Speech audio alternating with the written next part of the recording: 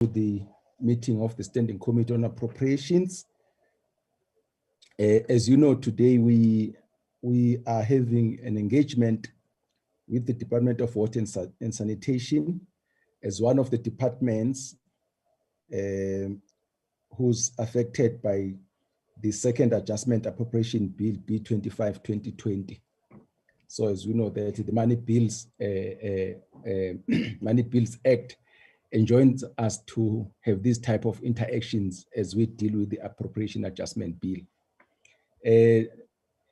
Deputy Minister Mahlobo, you are welcome again with your team. But can we start with, are there any apologies that we have? Darren? Chairperson, yes. From the committee side, no, we haven't received apology, but we have received an apology from the Minister of Human Settlements, Water and Sanitation. She is busy in a cabinet meeting today. And Mr. Matafa just indicated to me that he's got some problems. I'm trying to assist him to connect to the meeting. Thank you so much, Darren. So we'll have a presentation. We'll give the department about 30 minutes, and then we'll interact with them, and then they will come in, and after that we'll be having we'll look at the minutes, and then there'll be some announcements, and then we'll close. Thank you very much. Deputy Minister Mahlobo, you are most welcome with your team. We are on your hands. Thank you. Thank you very much, Your Excellency, Shenge, for allowing us an opportunity, and to all the honorable members for the Select Committee on Appropriations. And thanks for giving us an opportunity to come and have an interaction after the adjustment budget. With me, Your Excellencies, I have the team that is led by the Acting Director General for the department, Mr. Trevor Balzer, supported with relevant DDGs and the CFO.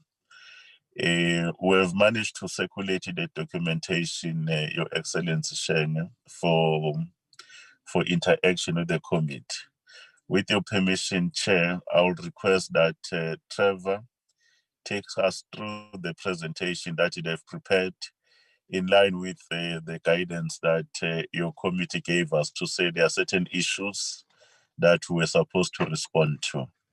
I will not actually waste time, Chair. I will hand over, with your permission, to the acting DG for the presentation. Thank you. Please, thank you, Honorable Deputy Minister. Acting DG, please, you'll decide with your team how you deal with us. We have allocated 30 minutes, and you'll time yourself. Thank you. Chair, thank you very much. Honorable Chair, honorable members, good morning. It's Trevor Balzer, Acting DG for the department. I'm essentially just to make sure that we flow quickly as you've requested, Honorable Chair. I'm going to get my CFO to run through the adjustment in terms of the money bill itself, and then my COO, together with my relevant DDGs, will just handle the back end of the presentation, which deals with the response to some of the specific questions you raised, and also with some outstanding matters which might come from a previous meeting which we had with the committee, Chair. If the Secretariat can just move on to the second slide. Thank you. So we're going to just give part one, the financial position of the department and the reference to that money bill, the overview of the non-financial performance, which we can skip over if necessary, and then the responses to follow-up questions. But we'll manage that through time. And if I could, with your permission, Honourable Chair, request the CFO to come in immediately and run through the financial slides, if that's in order with you, Honourable Chair. I see you nodding, Chair. Yeah, perfect. Thank you very much. Franz, can you come in? Next slide, please, Secretariat. Thank you. Good morning, Honourable Chairperson. Yeah. And Thanks, honorable Vance. members, Deputy Minister DG and the colleagues, I will provide an overview of the second budget adjustment for the department. Over to slide number 5. The budget of the department was reduced with 200 million that was shifted to assist with the financial distress of the SAA. And the other adjustments is 70 million. The net effect, Chairperson, of the second adjustment is 35 million. So we weren't that much affected. That is also due to the rollover of funds of 306 million, which I'll also talk to later on. The next slide, slide number 6, Chairperson, is the same adjusted budget, however, presented per economic classification. It reflects where the money has been allocated and shifted. We have reduced the COE of the department, the compensation of employees, due to the filling of posts which has been delayed during the lockdown, as well as the review of the structure, which I will also reflect on when reflecting on the notes later on. So the 70 million is the adjustment, and the 200 million also the shifting of funds to the SAA. So that is the same information, Chairperson, represented per economic classification. On slide number 7, Chairperson, is the narratives that speaks to the two preceding slides. The compensation of employees, as I said, they are posts that were not filled during the lockdown periods, as well as the goods and services were behind due to the lockdown. And most of those funds, Chairperson, have been reprioritized towards the accruals and payables of the department, which includes, amongst others, LEAKS, the National Strategic Training Program, as well as operations and maintenance interventions on the water services schemes. The infrastructure project, Chairperson, we also had funds converted from CAPEX to goods and services to assist with the Vaal River system intervention.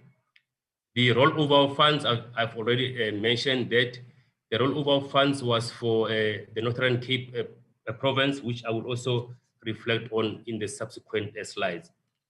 The adjustment, Chairperson, the department did review the APP and also the procurement plan. We have developed a recovery plan to ensure that the drawings that we are behind with, we make sure that we do catch up in the following months. And also, Chairperson, this is also in line with the financial recovery plan of the department, which seeks to ensure that the department utilizes the resources effectively and efficiently. The next slide, please. Chairperson, the next 2 slides talks to the midterm performance of the department. The spending is 37%, the same as the previous year's spending. And the reasons for the low spending, I will talk to them when I move over to slide number 10 on the narratives, but in the main, they have to do with the lockdown impact. Slide number 9. Again, slide number 9 depicts the spending again per economic classification, COE, your transfers, as well as your CAPEX. We transfer quite a lot of money to municipalities, as well as the CAPEX projects. So that is where a significant amount is unspent for the period under review. Slide number 10. Slide number 10, Chairperson, provides an overview of the narratives that I've already touched on, that with the drawings behind the department had to really put together measures to ensure that we recover. So the lockdown did have a serious impact, Chairperson, on the spending for the period. However, we also had good news in the sense that we spend money on the drought and the water tankering for the COVID-19 interventions. So those are the areas where we saw an increase in spending when we compare to the previous financial year. We can move over to the next slide. Chairperson, slide number 11 speaks to the compensation of employees. I think I will summarize that the department has already received the concurrence from DPSA on the structure which has been approved. And the process of matching and the placement of officials is underway. And we hope that all the posts will be filled in due course, and the spending will also improve under the compensation of employees cost category. The next slide number 12, speaks to the goods and services. As I've indicated, Chairperson, there were low activities during the lockdown period, and we haven't spent much, and a decision has been taken to reallocate the unspent funds towards those accruals and payables, which I've referred to in the earlier opening remarks. The next slide, Chairperson, speaks to the transfers and subsidies. As I've indicated, we were also behind with the transfers. We had to engage National Treasury, and the schedule of the transfers to municipalities was also amended accordingly. And subsequent to the reporting period, there is an improvement, Chairperson, on the performance around those transfers. Similarly, with the capex, the lockdown in the country, the economy wasn't moving. There were delays in the procurement processes, and we are looking forward at implementing the procurement recovery plan to turn around these conditions. Slide number 14, Chairperson, is just to reflect on the financial position of the department. This is also included in the financial recovery plan of the department. There is an indication that the department, both the main and training account, is having quite a lot of bank balance, cash in the bank. However, that is due to the underspending, which I have mentioned earlier on. And we hope that in the coming months, we should be able to expend most of those funds. The other areas, Chairperson, I can confirm that the incidence of fruitless, wasteful expenditure, irregular expenditure, they are declining, and where we are still having such incidents, they relate to the preceding periods and years commitments, which we still have to honor as a department. The water sales debt is one of the challenges, Chairperson, where we are seeing an increase, and there is a concerted effort to ensure that we deal with the areas of water sales debt, including municipal debt. So there is just an overview, Chairperson, of the financial position of the department, indicating that we are moving in the right direction. However, the concern is the underperformance which we experienced during the lockdown. The next slide, Chairperson, which is the last slide on the financial report, the committee requested the municipal breakdown of the 306 million rollover approved by Parliament, Chairperson, National Treasury, has to do with the Northern Cape. Already at the end of 31st of March, we had issued out orders, commitments, and the department applied to National Treasury for rollover. So all those funds have been allocated to Northern Cape, and I can also confirm as we speak now that expenditure year to date is close to 200 million, Chairperson, against this 306 rollover. Thank you, Chairperson. This part is done, DG. Thank you. DG, it's you on in the hands.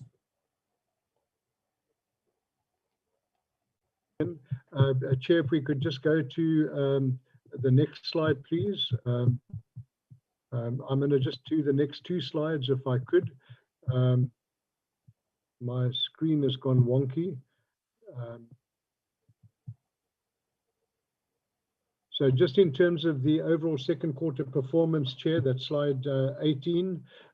We've just consolidated into one slide with the 4 bars and the pie diagram, indicating overall achievement of 43%, partial achievement of 19%, and the targets which we have not achieved 38%. And Chair, as indicated by my CFO, that largely as a result of the still of the impact of the hard lockdown, and we do have recovery plans in place to claw back and to catch up. So if you look at it by program, the administration program 1, the non-achievement is 40%, partial achievement 13, and the achievement 47. In terms of program 2, which is planning, 41, partially achieved 0, and achieved 59%. In terms of program 3, which is the infrastructure program, that's the one which was severely affected by the initial part of the lockdown because of the inability to move forward with contracts. the non-achievement 40%, partially achieved 30%, and the achieved 30%.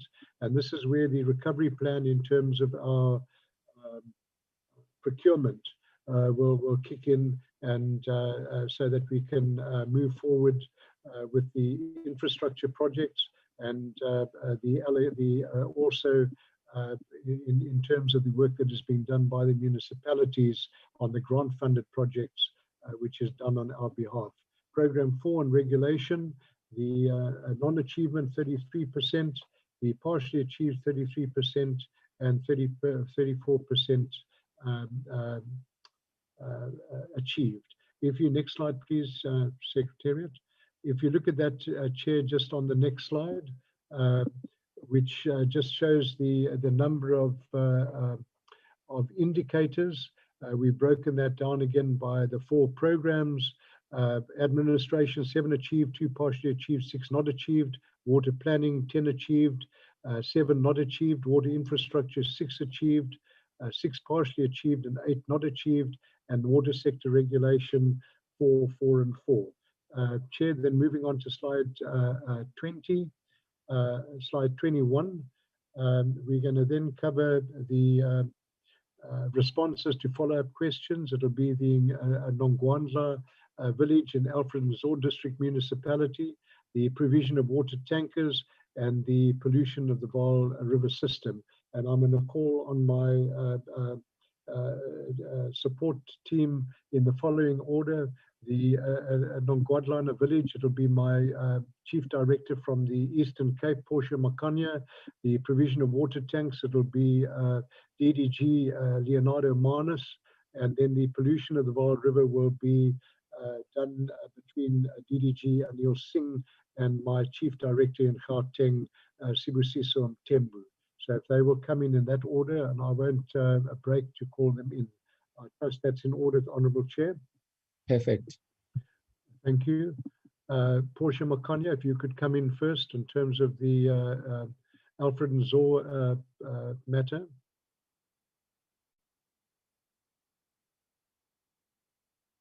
Portia Makanya. I seem to have lost her.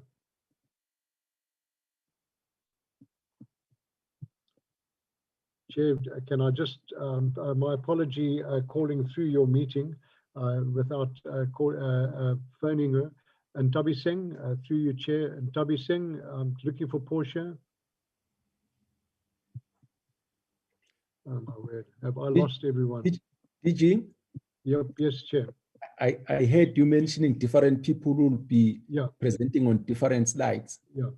Take anyone who's there on the platform while you're still looking for another for the other person. There's a problem. If Leonardo Manus can come in on the water tanks. Thanks, Honourable Chair. Leonardo Manus. Okay. There we are. There's Leonardo Manus. Okay. Thank you, Chairperson. Thank you, Acting DG. I will then continue just to speak quickly on the COVID-19 intervention for water supply.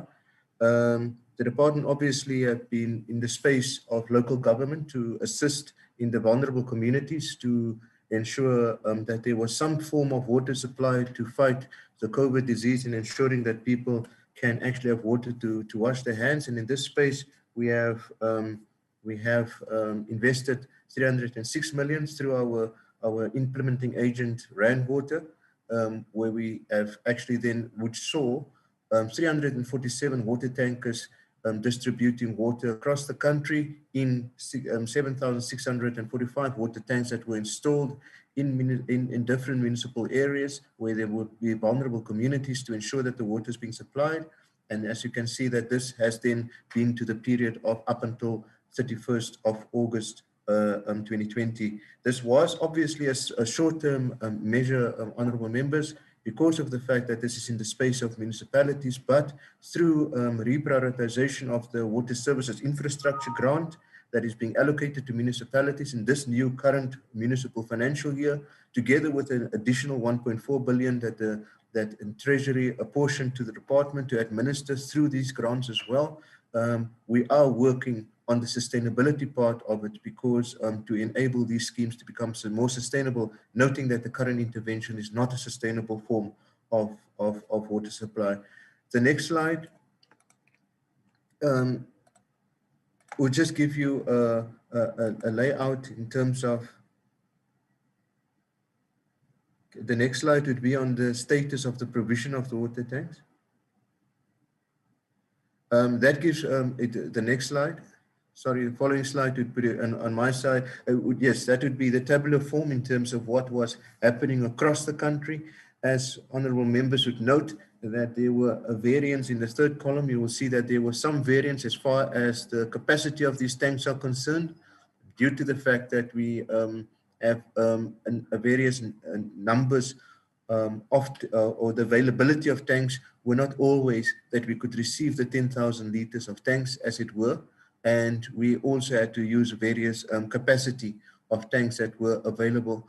And the cost there, therefore, then was also varying, as it was can be seen on terms of the column 4. The next slide would speak on the tankers. I'm sorry, furthermore, in terms of the tanks, and that has been demobilized. In terms of the tankers, apologize. This is speaking of the trucks itself that were producing or supplying water into these tanks that we were just previously spoke about. And this was then done and demobilized at the end of August. And the intervention of the department therefore then came to a halt as far as this component is concerned. I am not, so that is self-explanatory in terms of the slide itself, as you can see it, honorable members and honorable chair. I'm not sure if Emily would, because she also wanted to have something to say. I'm not sure if she wanted to come in now, or can I just continue to the next one? Continue, please, Leonardo. Okay, then the next slide, honorable chair, would be in terms of the Vaal River system. Is Sibusiso in the room, acting DG? Chair, yes, Leonardo, I'm here. Okay. Okay. You can then proceed, bro. Oh, okay, thank you. Thank you, Chair. Basically on the Vaal River system, Chair, we have issued a number of notices and directives from mining to industry to municipalities in terms of the pollution. All those are polluting the Vaal River. We are ensuring that we are at least doing all the necessary enforcement actions that in the Vaal River. Chair, in terms of the waste charge system, it has not been fully implemented as yet. We know that it's provided for in the... Honourable Chair, can I just interject? Honourable Chair, can I interject? Do you want my staff to have their videos on when they present? I don't know if we are on a live stream, Chair. That's preferable, DG. That's preferable. Thank you very much. Yeah. Sibusiso, you'll have to put your camera on. We're live streaming, so you need the public to see who you are, and that applies to the other colleagues as well as they come in. Thanks, Sibusiso. Thanks, Honourable Chair. My apologies for interjecting like that. Wine your hands. In fact, DG, until you come back to me and say, now we're finished and with the DM, deal with your team. I was even worried that your soldiers have deserted you when you were calling this one and you didn't find that you are on your own. But that's fine. Let's proceed. Thanks, Chair. My soldiers are there, but I will call them in. It's just one soldier who was battling to connect, lost the connection. Thanks, Sibusiso. Go ahead. Thanks, Honourable Chair. Sibusiso. Thank you. In terms of the polluters, Chair, the pollution starts from Mpumalanga, in the Emelo area, Lekwa Municipality. I'm actually, can you hear me, Chair? DG, it looks like he's struggling with his connectivity. I think if that happens, then you can switch off your video. Okay, thank you. We don't hear you now. All right, can you hear me, Chair? Yeah, that's better. All right. The pollution starts from Mpumalanga, Lekwa Municipality, and it flows down to Gauteng, Free State, as well as Northern Cape and part of Northwest. So it's a number of municipalities, over 21 municipalities that we have looked at to date that are polluting the Vaal River. That deals with slide 27 and 20 and 29, 28, 29, Chair. In terms of the sectors, we just wanted to show you, Chair, a number of sectors that we have actually given notices and directives. From agriculture in slide number 30, it lists there a number of entities that have been served with directives and or notices. Slide number 31 also deals with the mining sector in terms of how we have actually given directives there, and industries in slide number 32. If I jump on to slide number 33, Chair, this is dealing with the finances. This year, where Treasury gave us 750 million to deal with some of the epicenter, which is Mfuleni part. From there, the department then did a reprioritization and added to that, such that we have 911 million for the intervention. This is just to deal with a portion of Mfuleni. The detailed assessment of what is needed to be done in Mfuleni has been done, and the cost is sitting at about 2.2 billion. So, Chair, we still have a shortfall. On the budget side, which we are hoping that we'll do some reprioritization in the following years, so that we can at least deal with the epicenter, which is Mfuleni. The other provinces, Mpumalanga, Free State, Northern Cape, Northwest, have not been assessed, but we are starting with that assessment process, so that we can at least know exactly what is broken, what needs to be fixed, and how much roughly the estimated cost would be. Chair, I think I can stop there, DG. Okay, on the waste discharge charge system, there's a process in terms of the last slide, Chair. In terms of the establishment of the system, we want to pilot in the Vaal, Oliphant, and Crocodile CMA, so that at least we can get the feel of how the system will operate once it's fully implemented. There's a process, Chair. There's a task team established. We are on the right track in terms of ensuring that we implement Section 50, Chapter 5 of the National Water Act. Thank you, Chair. I can stop there.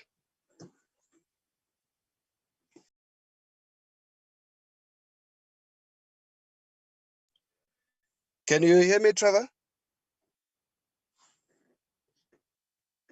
Hello, Honourable DG. Chair, thank you. Honourable Chair, thank you very much. Thanks, Sibusiso.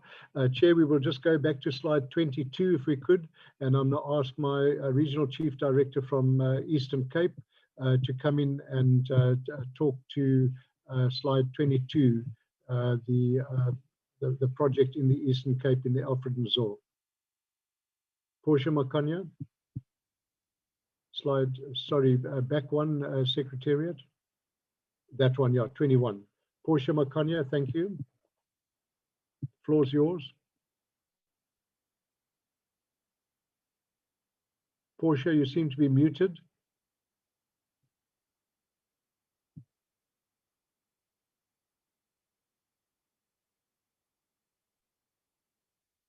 Portia, you seem to be muted. Chair, can you hear Portia? I can't. No, we can't hear Portia. Okay, let me just try and call her. Portia, you are muted.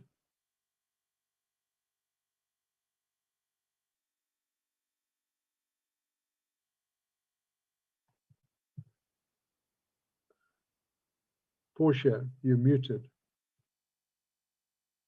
Okay. Yeah, it looks like a video is on, okay. but her mic is muted. Okay. Honorable Chair. Can you hear me now, DG? Yes, can hear you now. Carry on, Portia. Can you hear me, DG? They can Yes, hear indeed. you. Carry on, Portia. Yeah. Just speak through this phone. Speak, Portia. Thank you, DG. Okay. Carry on, Portia. Thank you, DG. Can we just go to the slide? Can we just go to the slide of no water where I need to be presenting, DG? Alfred, go Slide slide 21, Secretariat. Yeah. 21. One slide back. 20, Yeah. one that's back. That's it. Thank you very much. Thanks, Portia. Too far, Secretariat. There we go. Yeah. Yes, one slide back.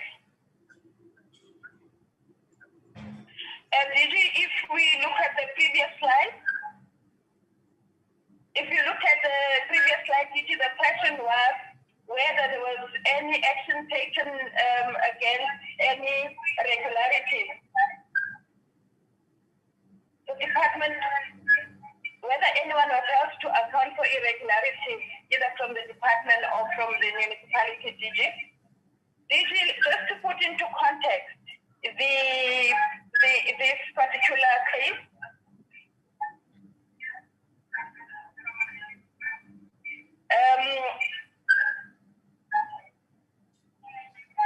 there seems to be some connectivity delays, DG, my apologies. Just to put into context this case, if I'm audible, the committee visited Alfredo area around February. My apology, Chairperson.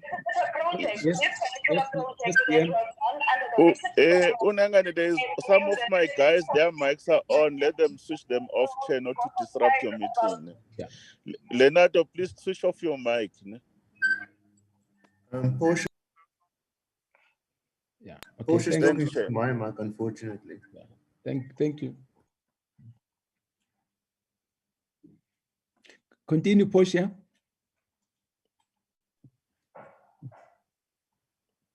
Portia.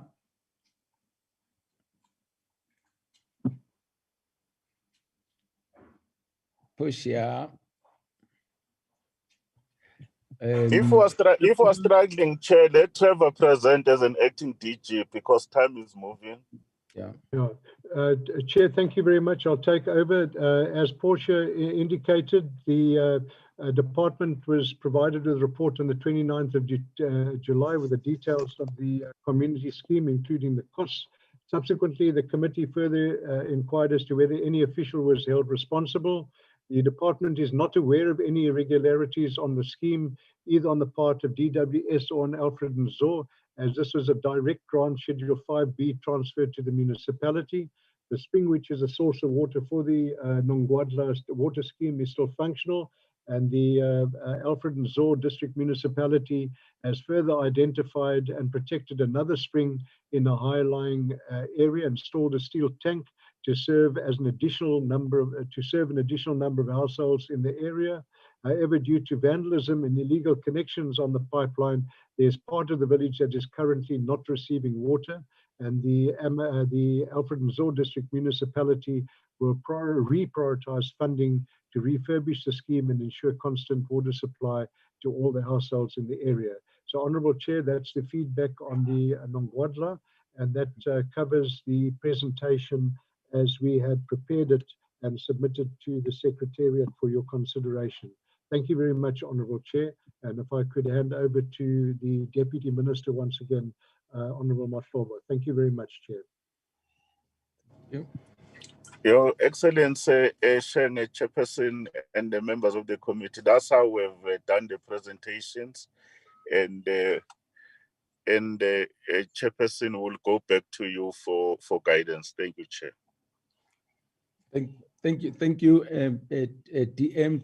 Thank you, Acting DG, Mr. Balza, and your team. Honorable members, you know how we do it. Can I get indications of who would like to have a bite on the presentation? Sheikh Imam, Chair. Honorable Sheikh. Dipo Peters. Honorable Peters. Mlenzana. Honorable Lenzana. Kaiso. Okay, Kokilia. Okay, Kehale, Kaiso. Dennis Joseph, Chairperson. Honorable Joseph.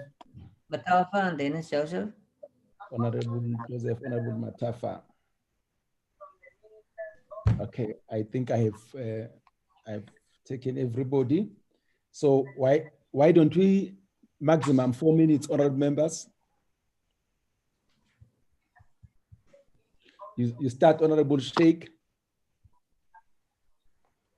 Thank you, Chairperson, and thank you very much for that presentation, Chair. I'm just going to stick to one matter, and I know it sounds like a stuck record, but I'm going to go back there.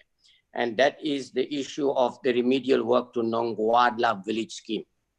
Now, if you look at this document that I've got in front of me, which is dated the 12th of September 2018, Chair, we went to do an oversight visit there in 2015. When we went there to do an oversight visit in 2015, this project was completed, paid for, everything was done deal.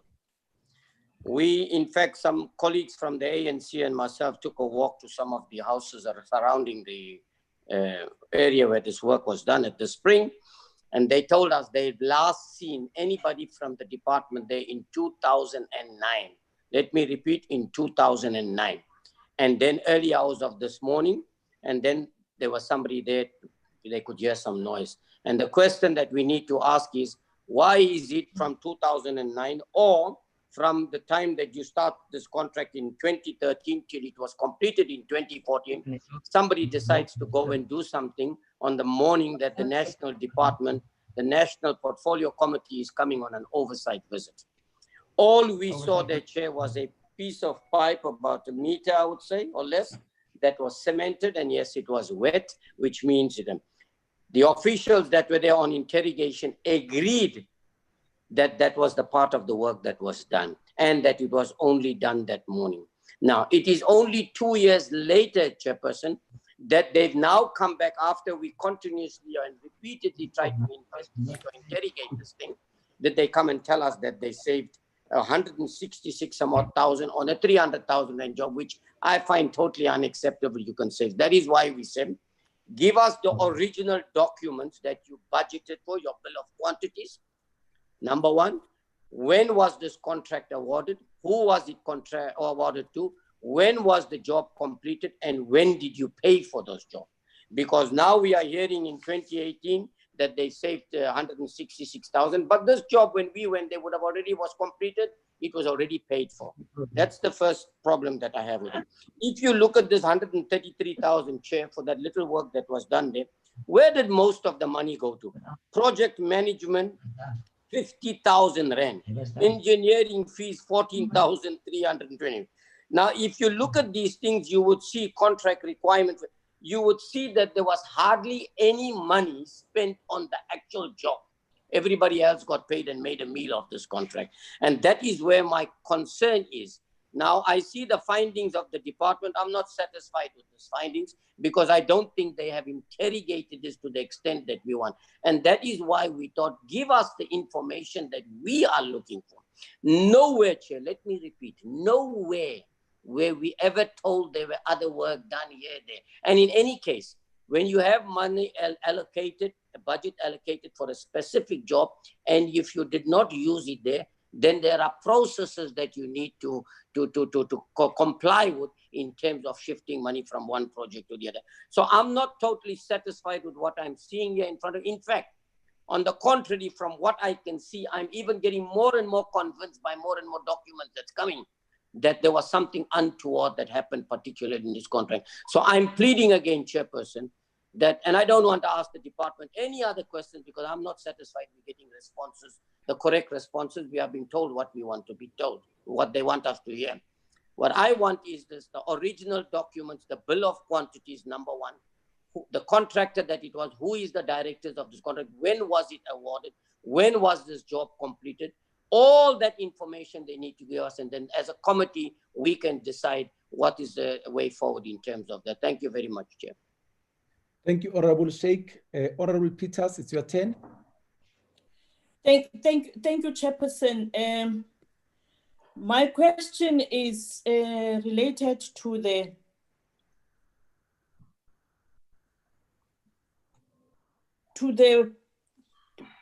Vaal River, the issue of water quality and the issue of the tankers. Thank you very much, Deputy Minister and Acting DG, for the presentations supported by your teams. I think it is important for us to raise this particular matter. Chairperson, I just want to know from the department, what is the department doing, especially taking into consideration that the department met only 25 of their 38, is it 25% or of their targets? What is the department doing to deal with the challenges that we have been informed over the years that the next major crisis that we will have in this country is water crisis? Do we want a situation where we will end up in the challenges of 2008 with a load shedding starting in South Africa with electricity supply? Do we want to have a situation where one day we will wake up in this country with something called water shedding? We have a problem right now with regard to the water quality provided by some of our municipalities. I will make an example. The quality of water provided by the Salt Lake municipality, Kimberley, leaves much to be desired. What is the support that the department is providing to municipalities to ensure that the quality or standard of the water they provide is good? We've got challenges with appliances, geysers, for example, getting damaged by the sludge and pebbles flowing through the water system. And at all times, there are consistent breakages, damages, or leaks in the system. I just want to know, what is the department doing with regard to supporting municipalities in the water provision situation? My second question is with regard to the COVID-19 intervention water supply. Is the department able to inform us on which of the recently installed water tanks are functional? I saw one of the presentations indicating that some are still, like for example, the one in Northwest, it shows that they have installed 50 and 50 is still functional. And what is the plan to address those that have been vandalized so far? Because the communities are going to continue having challenges of water. Coming to the, oh, my computer is giving me problems. Coming to the issue of the Vaal River system, I'm happy also the department gave us an indication that they will soon be doing an assessment in some of the provinces to be able to deal with this challenge of the Vaal River water system. And it will be important for us to know whether how long should these municipalities in the Northern Cape, Northwest, Free State, and other parts of the country wait for. We've got serious challenges in an area called Mahareng, and I'm happy to indicate that the minister's National Rapid Response Team did visit Mahareng, but the problem is still going to be there because it is a challenge of the water treatment plant that is malfunctioning, that is creating serious environmental challenges, and it would be important for us to hear when exactly is this intervention going to happen, because there is a need for a feasibility study to be done. And I'm just giving an indication that as we speak, Chairperson, there is water that is not properly treated that is flowing into the natural resource. And it is important that that particular matter be addressed. The other one is related to the water board, the sustainability of the water board. Is the department able to provide us with information on which municipalities owe the water boards and how much each one owe the boards, the duration of the said debt, and if there is a payment plan in place? Is there any intensive water user, for example, mines and other heavy industries that owe the water boards, as well as municipalities? How much and for how long has this debt been going on? So it is important that we get this information from the department, Chairperson. For now, let me give it a rest. Thank you, Honorable Peters. Honorable Mlenzana. Honorable Mlenzana, are you there? If you are there, please unmute yourself. We can't hear you. Thanks. Lenzana, Can you hear me now? try again as school. Okay. That's better. That's better. Don't move Oh, you wherever can, you. okay, you can hear me now, ne? Very well, thank you. Okay, sure. Let me then shoot. I will try to be brief, Chairperson. And my focus would be on this Nongwala village scheme in Alfred Nzo. And my preamble here, Chairperson, would be perhaps the committee should take a decision to either convene an urgent meeting with both DWS Eastern Cape and the stakeholders of that municipality, or we have an oversight visit once more, whichever will have an impact.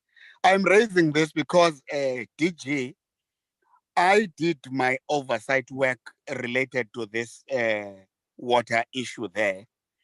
And I understand it's a pity that Portia Makanya was unable to come in, because the report of the work that was done, Chairperson, I'm told is on the desk of the acting DG to sign it off. And unfortunately, that particular report does not reflect now on this that we are told, Deputy Minister. A lot, I'm told, has been done. However, whilst they were busy doing that, they raised other issues like the funding model of Ludeka Dam. Also, the question of the fact that that Nongwala village refurbishment scheme has to be looked into, and as a result, the same Alfred Nzo municipality has put aside some funding. If the department could confirm that for us, and also if the department could confirm if the procured water tanks are actually working. Because there, Chairperson, we have got procured water tanks, but there is no water. Some tanks are without taps and all that. And there is a problem with this Amatola water, which is a go via. If the department can also check on that. But Chair, without wasting much of your time, I would want to check if the department undertook an independent assessment on the work done to assessing whether there was value or there is value for money in that particular scheme. And secondly, as I'm saying that now, that municipality has put aside some money. How is the department supporting that municipality with developing a water systems a services development plan to ensure that all households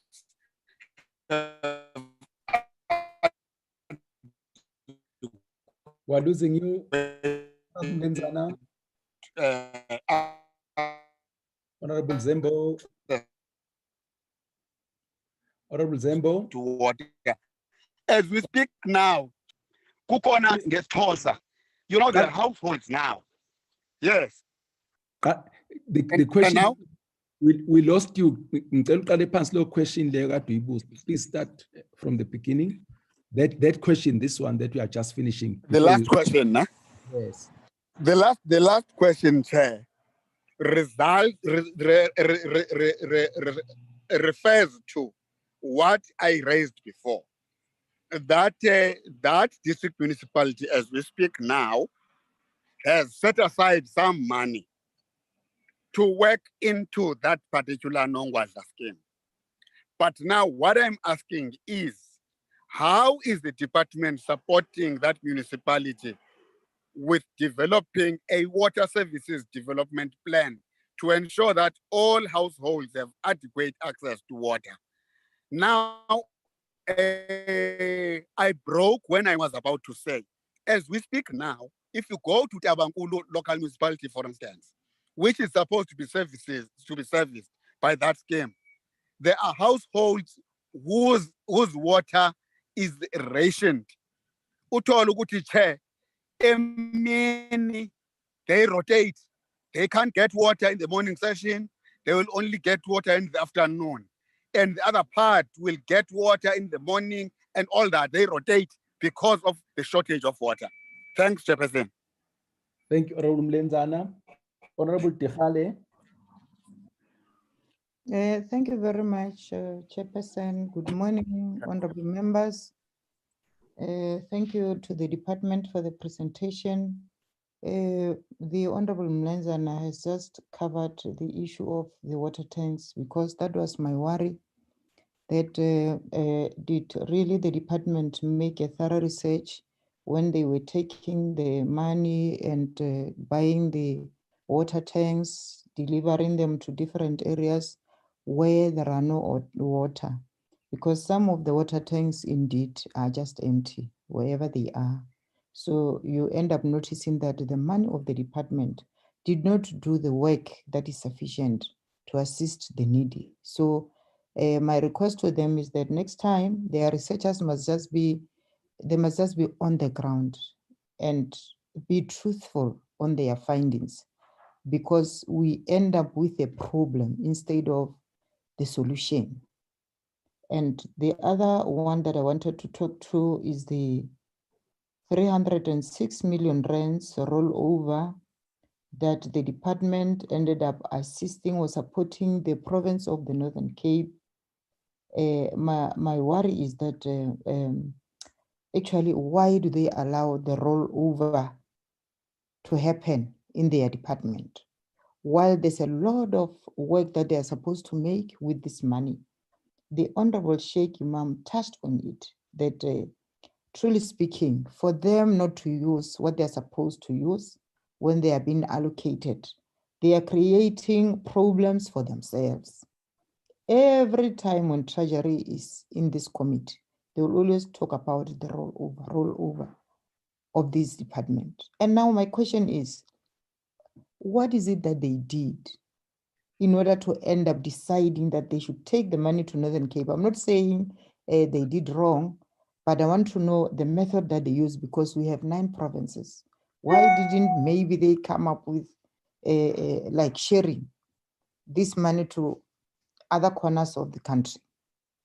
So that's why I'm saying, if ever they are given allocation, acting DG, you must know that you must try by all means with your department that you should use all the money that you've been allocated to use, because at the end of the day, one other person at another province will say, why don't they come to my province? Because I have this and this and this, so that they assist me with this money. Chairperson, thank you very much. Thank you, Honorable Tehale. Honorable Kaiso.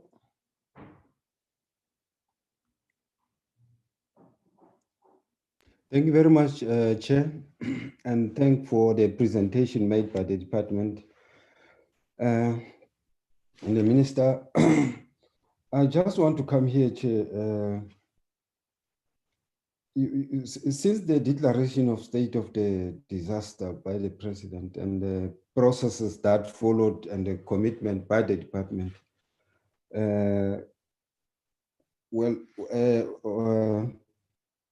work was done. Yes, we acknowledge that. But I think it's important that we, as a committee, we really have to evaluate some, especially with regard to the water and sanitation, proper work there, because I doubt these reports of rollovers, like my colleague have said, does present every time when we meet, we talk about rollovers, it doesn't present a very good picture about the water and sanitation. Why I'm saying this is because I know in the Free State, for instance, there was a promise of delivering of 5,000 tanks of water to cover Qwaqwa area. Now only 600 water tanks were delivered. So if then we have made a promise of 5,000 tanks and only 600 were delivered, it does say that now there is a problem in the department, that it can't then fulfill its commitment and cause some dissent, which is not necessary among the communities. So I just want to follow up what has happened to these 5,000 tanks. Why I'm asking this question is because from the president recent statement, he emphasized that COVID seemed to have gone to live long with COVID, which then says to us, we need to improve from what has been done in our communities in terms of delivery of water and maintaining water infrastructure as such. But then if the department can't move on certain things that they were supposed to do, it becomes a real problem. I'll mention, for instance, here in the Free State, around 7 water waste plant, which have become dysfunctional or malfunctional because of water pipe burst and leakage, whereas there is a project or a program of war on leakages. And there has been commitment by the department to come back and look at that, but Citibank doesn't seem to be coming to terms as to these developments there in the Free State. Especially I'm referring to Kwakwa, yes. That is the reason that one is not surprised that there is a 7 local municipalities in the Free State that seem to be also contributing towards water contamination that is happening there. It is because of this leakage and that reversal process from Vaal River, which when it happens, it is not effective because of pipe burst, which are not being attended to. So my one's call is that now the department has to urgently go back, attend some of these commitments which are it made and it doesn't fulfill. And there's a huge, outcry to say that no, Citibank does not help at all. So I think it does warrant us at some stage as a committee, we need to go back and see how do we do some oversight in these areas where we've talked about earlier by my colleagues. Thank you very much, Honorable Chair. Thank you, Honorable Kaiso. Honorable Joseph. Good morning, Chair. Good morning, all, and thank you for the presentation. I'll be very short, Chairperson. I think just want to say that this committee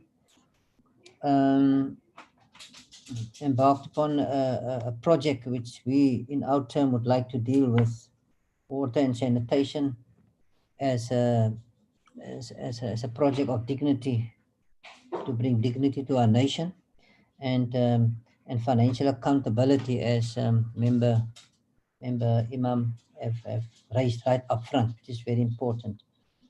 My question, Chairperson, is the water tanks, the value for money. I think that was one of the points we raised earlier on, and then it was told that the water board deals with that. The department is not getting involved, but the issue was still, is the department satisfied that it was value for money? While we appreciate the urgent intervention from the department to support the community and the schools and wherever the tanks went, but are we confident that it is value for money if you look at the prices on the price list? And we appreciate also the transparency on the information. It is short term, and I think we also need to find out what is the long-term solution if the department ends the COVID-19 intervention, Chairperson. And then on the Vaal pollution systems, appreciate the report, the progress report there, Chairperson. But I think I would like to ask, my thinking is about the environmental department, the damage caused by the mines or whoever pollutes that, and still creating a problem in the catchment areas that flows to the Vaal River. I think we need to find out how many fines was issued and how many fines was paid, and what is the Department of Environmental Affairs doing about the situation. Of course, it's also the responsibility towards them, but we appreciate the department's intervention right from the start, making an effort to to assist with getting this Vaal River system and the pollution and all the infrastructure damage fixed. We'll be very thankful for that. But it's work in progress. And I think we as a committee just have to make sure that the other role players also get involved and be held accountable. Thank you, Chairperson. Thank you, Honorable Joseph. Honorable Matafa, to attend. Thank you very much, Chair. Good morning, Chair, and the Minister, and everyone on the platform. Chair, may I humbly request that I keep my video off just to ensure that I'm audible and come through clearly. Perfect. Thank you very much, Chair. Chair, let me start also by welcoming the presentation and acknowledge that some of my colleagues have raised questions that I had. So I'll only limit myself to two. And the one, it's on the issue of water tankers, as well as work that was done by entities either owned by the municipality or water boards. I just wanted to find out what is the interface between the national department and these particular entities. Let me explain, Chair, why I'm asking. We have a situation in Hammanskraal in the city of Tshwane, where the water reticulation is being fixed by intervention from the municipality as well as assistance by province and national. But in the same city, Chair, we have an area called Winterveld or Slovo and phase 5. This area, Chair, is one of the oldest areas that we have in the area. It does not have water. It relied on a reservoir that normally feeds into ward pipes. Now it doesn't feed into the ward pipes anymore. And one of the entities came and tried to rectify the situation. Now, after 2016 elections, that particular project stalled because there was a new administration in town. Now, I see that we have a challenge of continuing rollovers. Now, the interface I'm asking for, Chair, is just to find out if whether the department has an appreciation of the work that is stalled halfway in the country, whether by entities or by municipalities, whereby maybe it can assist in order to expedite that particular project. Because we are sitting in a situation where in Winterveld, one of the oldest towns in the city of Tshwane, doesn't have sanitation, and the project was stalled due to some change of government. The second one, Chair, is partly touched by Honorable Josephs, and he speaks to the concept of pollution, the polluter pays principle. Now, my question would have been that, does the department have a sense of all the water use license applications that were granted and the monitoring thereof? Because I hold a view that maybe if we have a proactive approach in terms of where licenses are issued, there is constant monitoring, we should be in a position to prevent pollution or nip it in the bud as it starts.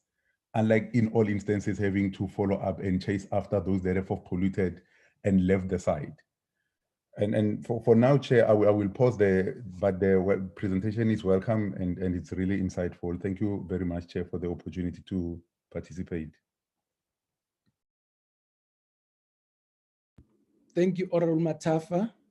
Did I leave any honorable member out? No. Okay, thank you. Let me also join my colleagues to thank the Deputy Minister Mashobo and the DG, Mr. Bolza, and the team for the presentation. Thank you very much. Perhaps even before I get to my question, also take an opportunity to thank the minister and the deputy minister for having responded to some of the issues that we have raised.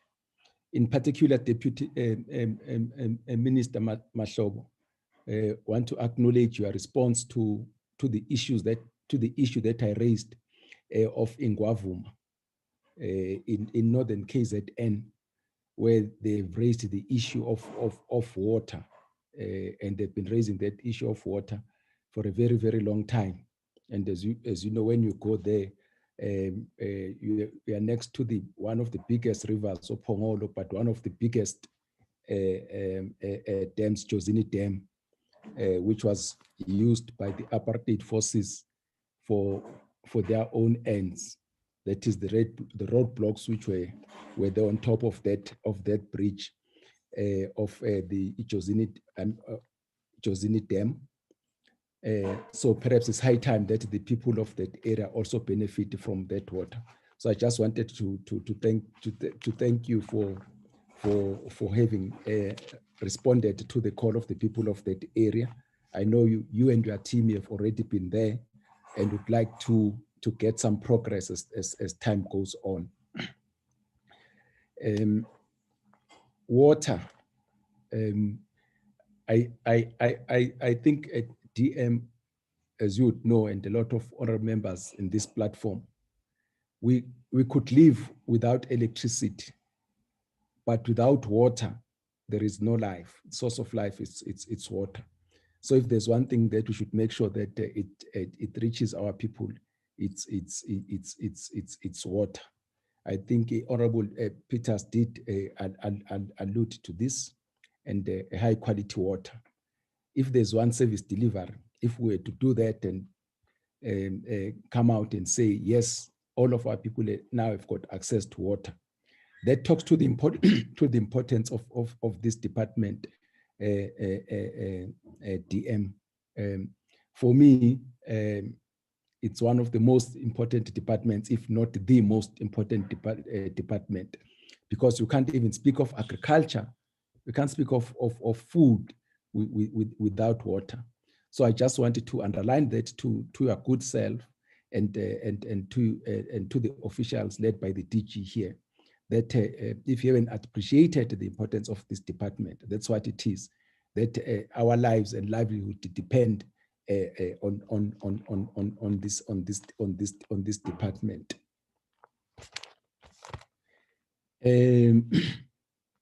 Coming to the questions, I just wanted the CFO to confirm this, that most of the underspending that we have in the department, it's because of lockdown. That's one. And coupled with that, when we look at the performance of the department, you would say 40% complete, 20%, and so on and so forth. So what I just want to check there is that, 40% achievement. So what I'm checking is that, is the 40% measured against Q2, or is it the 40% of the whole year? Just if we were to clarify that, CFO. And I would also like to get your where do your projected end of the year performance of those things, that by the end of the year you think you'd have achieved so much of the projects that you are talking about. On the COEs and some of the positions which have not been filled, would you mind talking to the implications on service delivery of not filling some of these posts?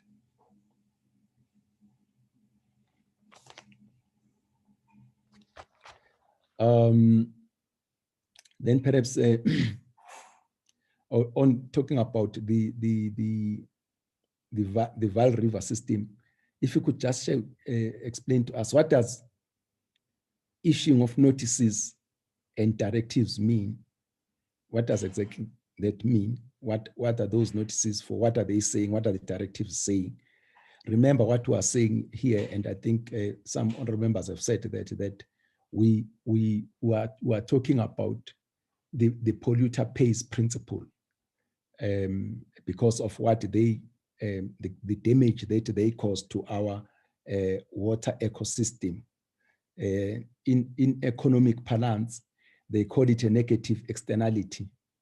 And a negative externality, it shouldn't be the government or the taxpayers who are paying for that. The person who caused it should be the person who pays. So we would like to know how much they've paid. Have they been taken to task and so on? As you explain this thing of issuing of notices and directives. Honorable DM, water and the rural areas.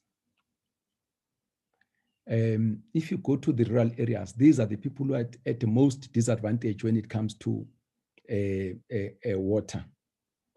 Their livestock does not have access to water, but they themselves have not access to water. Where there is water, it's water which is not clean, which is not suitable for human consumption.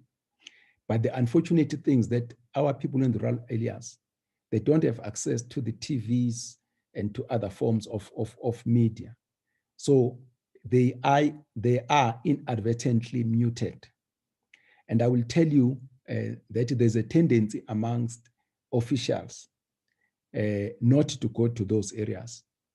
I've heard officials, when they come and report and say, have you been to rural areas? They'll say, yes, we've been to rural areas at Escort. Escort is not a rural area.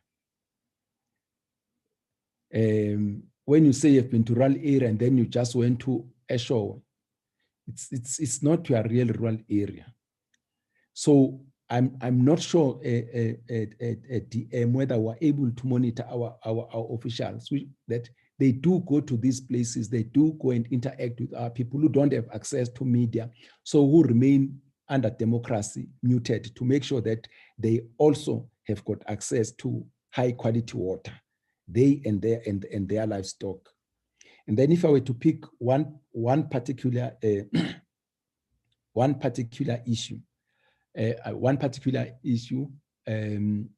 there's a place called Bergville in northern KZN, it's Twaxemangwane, northern KZN. There's a dam there called Woodstock Dam. It's a dam that is a place that once visited in the previous administration. And the Woodstock Dam is one of the most beautiful and big dams in that area.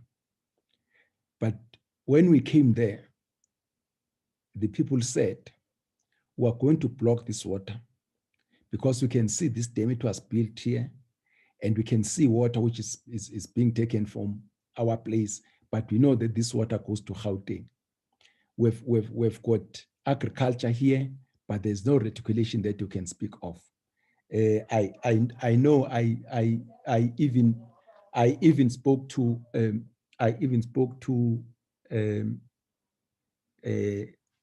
Deputy Minister Chwete. She even went there.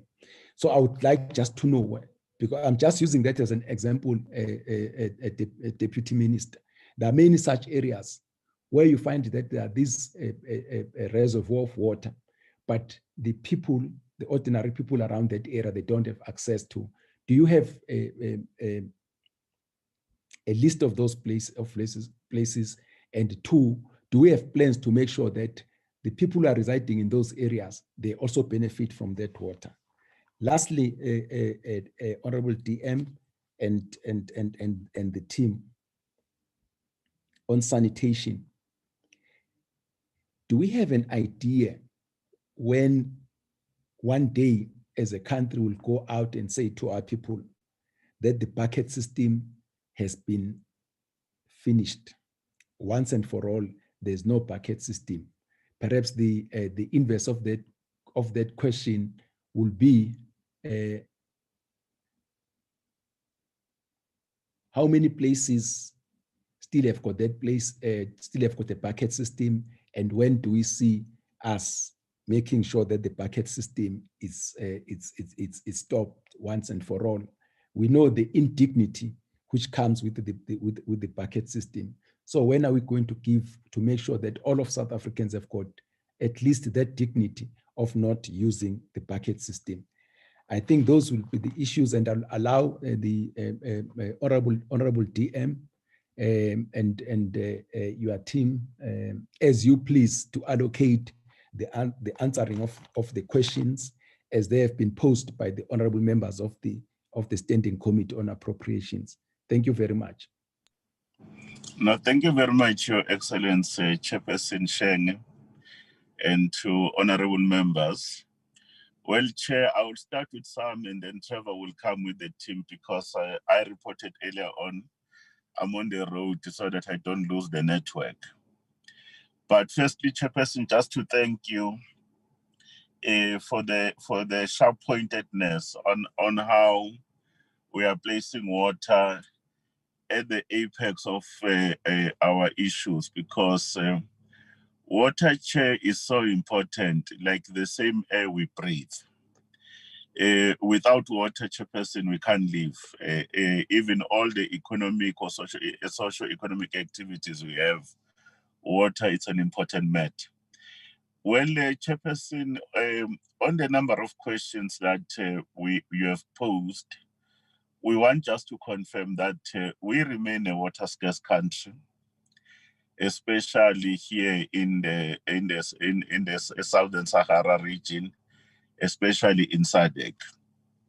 And climate change has made more challenges, Chair, because the climate change issues and the semi-arid or dry conditions we normally face where sometimes prolonged droughts have a major issues. That's why in the government policy around the question of water, the sources of water in our case remain mostly the surface water, which is our dams and rivers, the ability to use groundwater, which we have some, actually groundwater in South Africa, there's a huge potential because it has not been overexploited. In as much as in certain areas where there's a lot of human settlements, including mining activities or industrial activities, there's been a contamination of groundwater. And we need to explore more the seawater that is there, especially around the coastal cities. But some of the issues that we have raised, including raised by Honorable Omer Dipo Peters, we just want to confirm that, Chairperson, if you look at South Africa, the infrastructure, which is the network industries, including water, it is well developed, Chair, very well developed, except that in certain instances, because of the policy of apartheid at a time, but at the very same time, because of issues of mineral endowment, you'll find that most of these network industries, whether is it rail, whether is it water, it was sent to the centers, that infrastructure, especially where there were mineral deposits, like in Gauteng. Make an example. The example of water coming from KwaZulu-Natal, via that people have no access, it goes through Free State, that Woodstock, Sterkfontein until it comes to the Vaal system. The very same thing around Mpumalanga and other areas. Most of the water systems are well developed. They came to Gauteng because we had your intercatchment transfers, including issues of water from other countries in the Sud, just coming to one center for economic reasons. And you could find that most of these rural communities were neglected. Fortunately, in December last year, after what do you call it, the Reconciliation Day, President went into that particular area in Bergville, and he sent me there. I could see Woodstock is very beautiful, Chair, very beautiful, it's full. And those communities, you know, for quite some time, you are correct, they closed the roads because there was no plan to actually supply them. But we are very pleased that the department has been able to support that district municipality. And we have also deployed the Umgeni water there to work with them so that you can have those particular problem, Chairperson. But I've been to those villages. I couldn't spend Christmas without going there because I was told to go with them. And you could even see there were issues when you go there in those communities where the dam normally has a fence and the communities never wanted us to do the fencing and the fence had been removed. But those are the issues that we've addressed. If you could look right now, the integrated Vaal system is supplied by 14 schemes, Chair, all over, whether is it the Lesotho, whether is it Lesotho, whether everywhere. including the communities of Kwakwa now, they are starting to benefit from one of that particular dam, which is called the Sterkfontein Dam, that there's a lot of work that is happening there when the minister and the president intervene in that particular community. But what is the message, Chair, is that we can't continue to have a situation where water infrastructure will pass many communities and go and support the economic centers, and the neighboring communities get to be neglected. It's the very same thing about the Pongola Port system, which includes your Jozini Dam. You will remember you've spoken to us, Chair, and we are very pleased that ultimately a biggest water treatment works was developed there.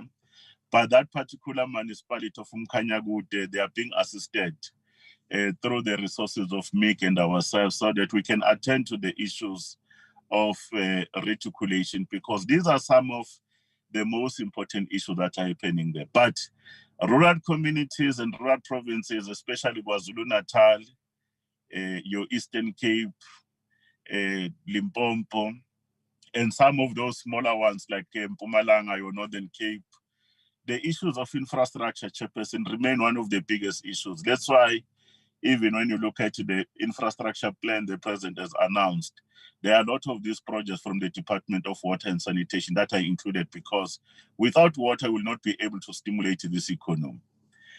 Well, the issues that are raised by Met Peters, some of in the Northern Cape and general in the country, Chairperson, one of our biggest challenges right now is the roles that we perform as different spheres.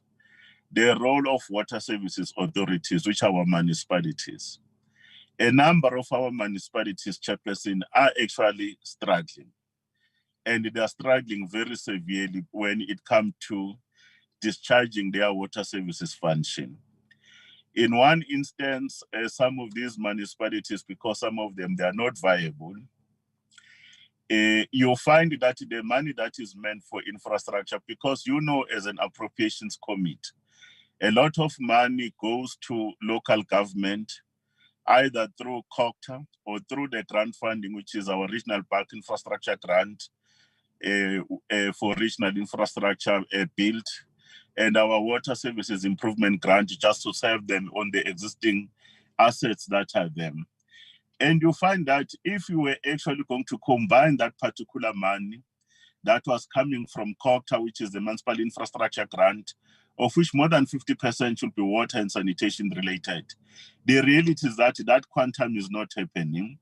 You'll find that in some of where there are settlements that are being developed in the major metros, there is an urban settlement development grant, but at the very same time, in rural provinces where there are no metros, they still have a benefit of the human settlement development grant. Those are some of the elements that have the monies that are available for basic infrastructure or the network industries that are there.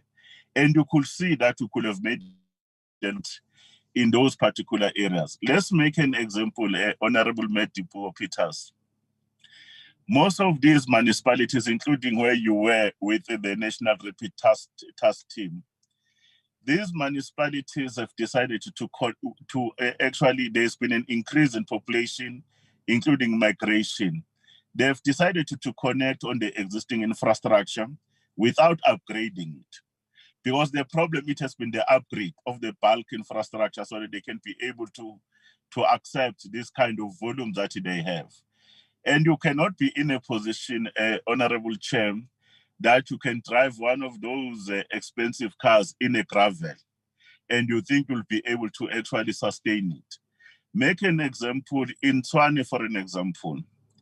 The example the other member was making around Winterfeld and the issues of Hammanskraal. They developed a plant, a wastewater treatment plant, that was having a capacity to carry 150 megaliters a day. And the population of Tshwane has grown, and more than close to 50% of sewer goes to that plant. That plant now, it carries about 170 to 170 megaliters a day, which is 170 million. waste that is carrying in that particular municipality. That's why the systems are overflowing, Chair. And sometimes the interventions that are being made are not the intervention that are actually helping. The very same thing in Gauteng when you look at the intervention at Umfuleni. Therefore, in most of these municipalities, Chairperson, you'll find that their wastewater treatment works. One, they are not managed well. There is no investment in operations and maintenance.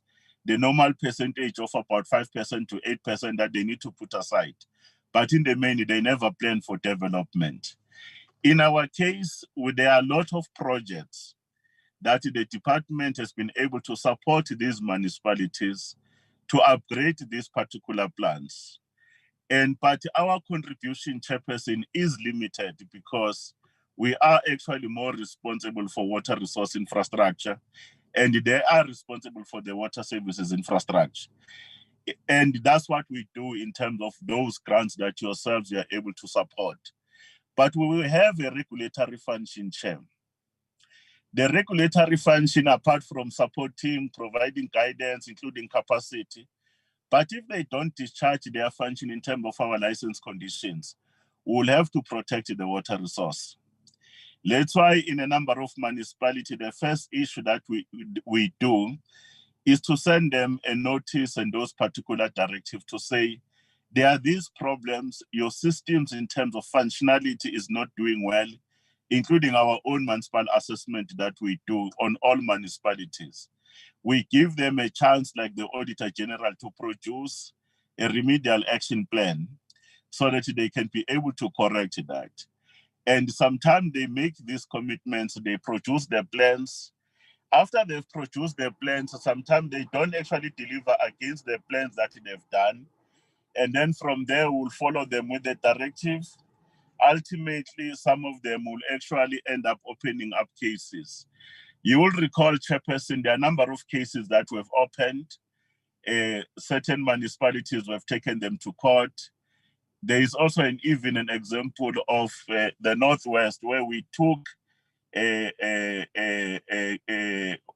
I'm not mistaken, Trevor, is it Ruth Mompati, in the Northwest, where they were actually polluting and causing problems even for certain farmers. Those are some of the things that we do because we must insist polluters are supposed to pay. And there is no way that we should be able to say that the polluter principle will not be able to apply. But we must not always create an impression that it's only municipalities that are polluting. Some of the biggest polluters are industries, Chair. And if you go to the Val, you go to the Val Triangle, you go to the whole issues of Mpumalanga, you go to Limpopo, certain parts of KZN, we know that the damage that has been caused by mines in terms of acid mine drainage, that's why acid mine drainage is one of our biggest problems. And we're speaking with the Department of Mineral Resources and Energy, including the Department of Environmental Affairs, their teams, where we're working together because even the money that is given for environmental provision, some of these mines, Chair, they are very abandoned. And they've left those heavy metals there, but that water can't be treated. Even if you go to Vryheid around Hlobane, you could see some of those issues. But there is a biggest program we do around issues of dealing with pollution. The pollution in the Val, there is a team that the Deputy President managed to set up, Chair, had an interaction with the province of Mpumalanga, the province of Gauteng, the province of Free State, and the Northern Cape. The pollution that is happening in the Val, Chair, is a very serious pollution because it also affects our international obligations. Remember the water when you come from Standerton, then you have the epicenter at Mfuleni, which is contributed by Johannesburg, by Ekurhuleni and the others, and then it goes to Paris. Those municipalities, Comrade Kaiso will know them. Then it goes to Northern Cape, and Northern Cape, Chairperson, actually pollutes Namibia. And I remember last year when we had a meeting of Orange River Sengo committee that was there. We are getting an embarrassment. We should be able to address some of those particular issues. But in the main, Chairperson, I thought, let me just handle some of these issues, but there is a National Water and Sanitation Master Plan, and we are starting to implement some of those particular elements. And various provinces, they've developed their own master plans, and we need to be able to support them so that they too are able to provide the security of water supply, because water, we cannot continue to deny, especially Black people. First, we were denied access to water, but they were also denied the economic benefits that are associated with the water resources in our country. I will then hand over to Trevor, Chairperson, with your permission and the team to respond to certain specifics. And then I will come later on and then be able to close. Then we hand over back to you, Your Excellence. Thank you. Thanks, Honourable Chair. Thanks, Honourable DM, for that overview. Honourable Chair and members, Deputy Minister has covered quite a number of areas that the questions that were raised, but I will get my team to come in as well. I think the one thing that I would just want to stress from what the DM has also covered is where we sit in the value chain, and the difficulty that we find in terms of that element in the value chain, which becomes a local government responsibility and not the department's mandate, so to speak. And that's a mandate which the municipalities get, as you're aware, in terms of the Schedule 4B of the Constitution. But let me then, Chair, just before handing over to my colleagues just to come in with questions, I've taken note of the concerns raised by Honourable Sheikh, and we will certainly, Chair, access those contract documents and the BOQs from the municipality. I don't know whether we'd be able to access or remove the originals, but we will certainly try and make sure that we can get access to copies of the documents, the contract documents, the BOQs, etc., as indicated by Honourable Sheikh. Chair, then moving on to the other questions, I'm going to get the CFO, Frans Marcher, to deal with all the finance questions, focus on the rollovers as well, and DDG Anil Singh will deal with the regulatory questions. Acting DDG Leonardo Manus will deal with the tanker-related questions and link that to the sustainability project. Chief Director Sibusisa Tembu will respond to the Winterveld and Hammanskraal questions raised. Portia Makonya will come in on the Alfred Mazor matters, and I'll ask Emelise just to talk to the value for money issue around the COVID-19 water intervention. So, Honourable Chair, if I could just hand over and ask those Chief Director, those DDGs to come in successively as I have indicated, and CFO, Acting CFO, to start. CFO. Thanks, Chair. I'll turn my mic off and video. Thank you, and good morning again, honourable members, Chairperson, and the Deputy Minister colleagues. The first question on the rollover, the honourable members are correct. The rollovers are discouraged. With this specific rollover of 306 million, I must indicate that, Chairperson, it is an intervention program that was initiated in the last quarter of the financial year. And the department only managed to conclude on contractual agreements with the service providers towards the latter end of the that last quarter. Hence, we had to apply to National Treasury to request for rollover. There are measures in place to ensure that there isn't a recurrence that has to do with the alignment of our planning and the recovery plans that we referred to earlier on together with the DG.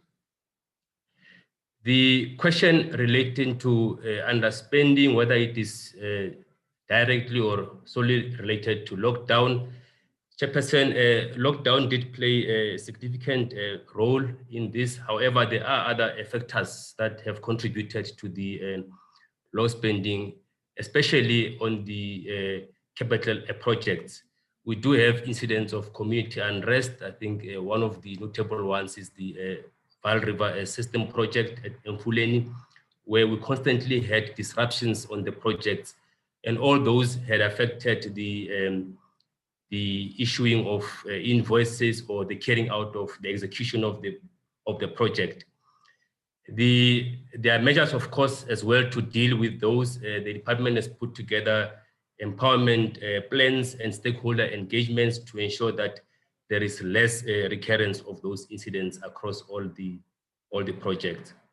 The 40% spending, yes, Chairperson is correct. It is year to date. The horizon is looking at the 6 months for the year under review. And the question around the projections to financial year end, it is quite a complex financial year, Chairperson. It has always been our intent to maximize the resources that we have at our disposal. However, currently, due to all these delays that we have mentioned, we have put together plans to make sure that we at least have 90% plus spending at year end. At September, we're sitting at 37% or rounded, as Chairperson was indicating, 40. We have literally December, which is quite month, January, February, March.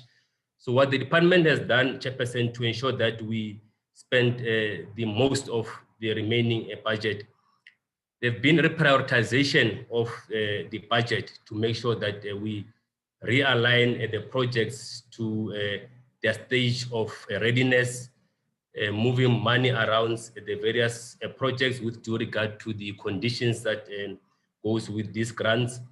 And we have put together a plan to accelerate the capital commitments. We also have, Chairperson, accruals and payables, but those normally are defrayed once you have met your current obligations. However, under the current circumstances with the delays that we had with the procurement processes as a result of the office closures and related hard lockdown conditions, there are seriously questions. But I'm confident, Chairperson, that with the current capital commitment book value of over 4 billion, 4.8 billion, if I'm not mistaken, at the latest figure, management has put together an effort to prioritize those projects that can be expedited in between the period now and the end of March, so that we do not have situations of increased rollover as the members have indicated. Because if you commit now, let's say around January, February, March, you will most likely spend that money in the outer year. And if you do that, you also sit with the challenge of high liabilities in the form of your commitments, accruals, and payables. So all the efforts are being made, Chairperson, that we maximize the utilization of the budget. We might not reach 100%, but definitely we should be in the region of 90% plus. Regarding the unfilled post, the impact on service delivery, it's true, Chairperson, there are areas where service delivery would have been affected by the high rate of vacancies, but also must indicate, Chairperson, that the intent of the new organizational structure, the macro organizational structure that has been approved by the minister, and the DPSA also gave us the concurrence, was aimed at aligning the human resources of the department with the service delivery or the mandate of the department. So as much as we might have short-term under expenditure, the prospects of the efficiencies that will result out of this structure have also been recorded. But it is noted, Chairperson, that high vacancy rates does have a direct impact on service delivery, especially for our regions where most of the work is being carried out. Interface with by the department as well as its entities. Yes, there are interface sessions. The department does have an oversight role over the entities, the water boards that we are giving the projects to. So those reports are available, and it is a part of the project management processes, as well as the compacts that they sign with the department annually. So Chairperson, I think I've covered DG most of the finance, I think all the finance questions, and I'll hand over to the next DG. Thank you. Franz, can you just cover the water board's debt as well? You didn't cover that. Okay. Thanks, DG. Yes, indeed, the water that we are having now, we've been having Chairperson joint meetings with our colleagues at COCTA. There are plans to try and deal with systematic issues around the challenges that are faced by the municipalities who are not paying the water boards. That has created quite serious challenges for the water boards in terms of their sustainability and their ability to support those municipalities and continue to provide the necessary services. So the plans are there to ensure that together with COCTA and the municipalities, we deal with the root causes that are affecting the municipal debt, Chairperson, and we are hopeful that the interventions and the ministerial support that we are having will help us to turn around the current issues that we are faced with around the municipal debt. Thanks. Chair, if I could just, Honourable Chair, if I could just add there with regard to the water boards as well, as a result of the non-payment to the water boards by municipalities, we currently have 4 water boards which are under financial distress. Amatola Water, Magalies, Sedibeng, and Lepel Northern, and Bloem Water. And we're having to look at a temporary relief package to make sure that we can keep those water boards in business while we continue with the negotiations to find some form of settlement agreement that can meet our cash flow requirements for the water boards, settlement agreements with the municipalities. So that's ongoing work, and as CFO has indicated, that we are engagement with National Treasury, COCTA, SALGA, and MISA around the matter, and it was also discussed at length at the joint MINMEC between the department and COCTA last week. So we are dealing with the matter, not yet resolved, but the engagements are ongoing there. If I could then just ask Anil Singh, DDG Anil Singh, to come in and deal with the regulatory questions that have been raised. Anil?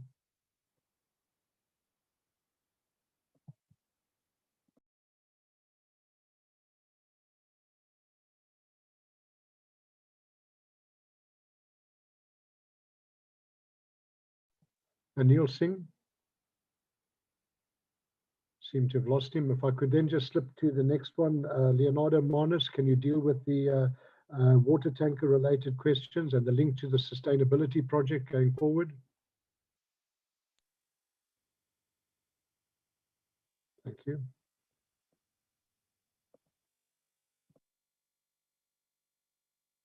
Your mic is muted, Leonardo. Your mic is muted, Leonardo. Thank you. Can you hear me now? Okay.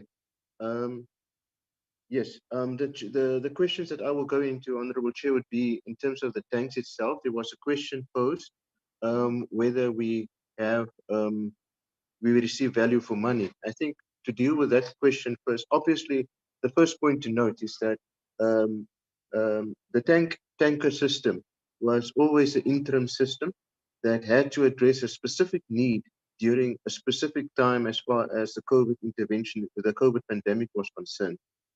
It was a first barrier, and it's still a first barrier for people to wash their hands, and hence it was as an urgent matter or emergency matter to get water to those vulnerable communities first. So the department focused in that area of vulnerable communities that had to be given water, but it is an expensive means of getting water to people as far as the long-term operations is concerned with tankering.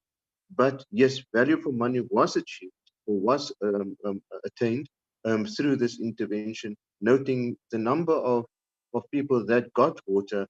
And it was reported as per through our implementing agent that up to 1,335,000 cubic meters of water was carted over that period up until the end of August, the 31st of August, to all of these tanks that were installed to get people water. Unfortunately, it didn't go as smoothly as it could have gone because of various reasons. But just to mention perhaps one or two would have been that when taps are stolen from the tank, it basically put that tank out of service for a while because it can't be filled, noting the fact that the water will just then gush out.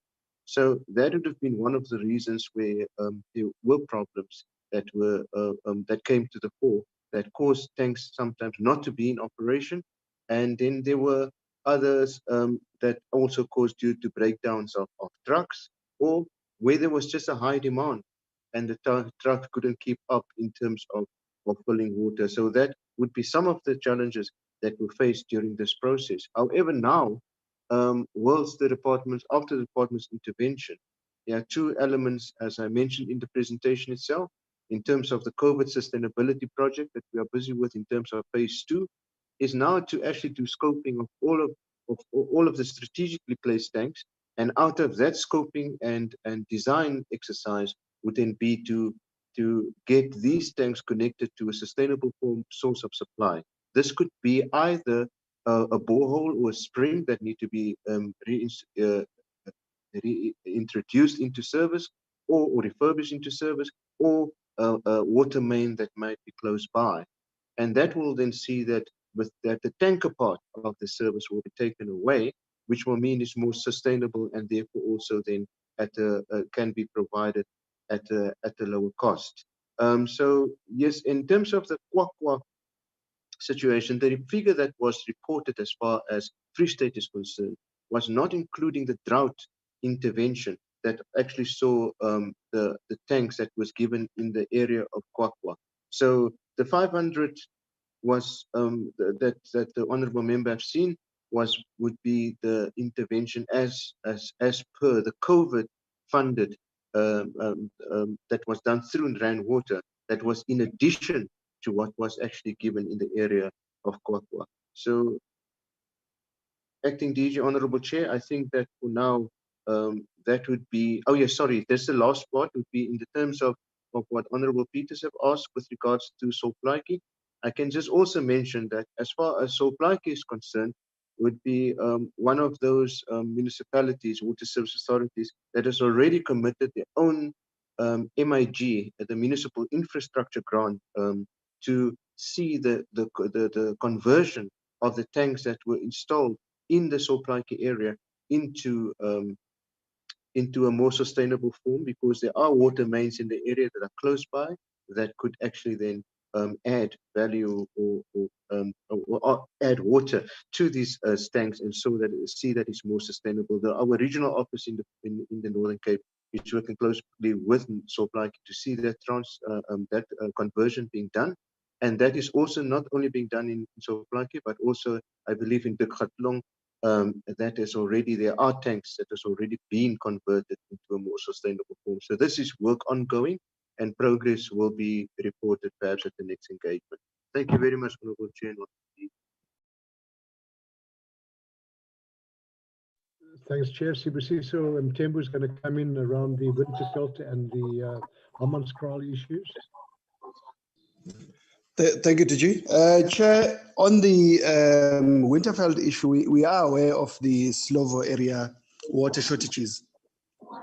And Chair, we have engaged with the city to actually prioritize the water provision in that area, even the extension of the water tankering system that they have in Hammanskraal, because we know that they've been running a water tankering system in Hammanskraal for some time, and we wanted that to be extended to the Winterveld areas which don't have water.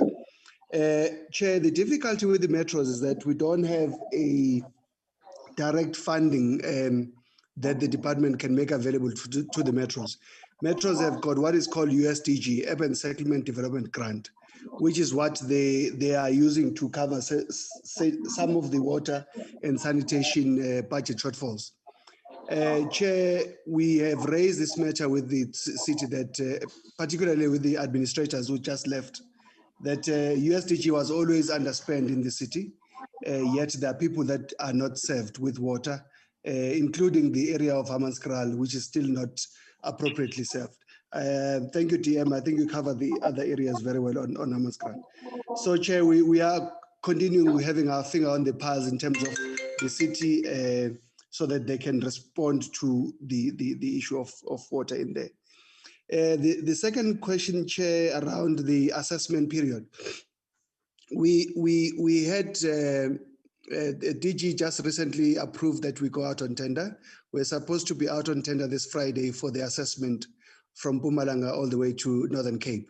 We are anticipating that the tendering process, the adverts will come out next week, which then, with all the processes done, we should have the engineers, because we need a number of engineers who can assist us with the detailed assessment. We'll hit the ground in March. Now, we did indicate this to DM and the political steering committee, which is governing the integrated Vaal River pollution intervention.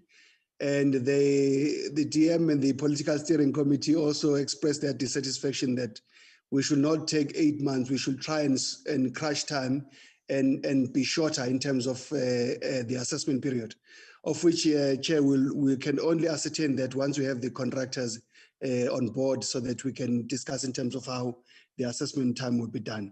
But in terms of our planning, it was anticipated to take 8 months, but we'll see once the engineers are appointed, we'll then find ways of shortening the time. I think the other areas I'm not going to cover, DM has covered them thoroughly. Thank you, Chair.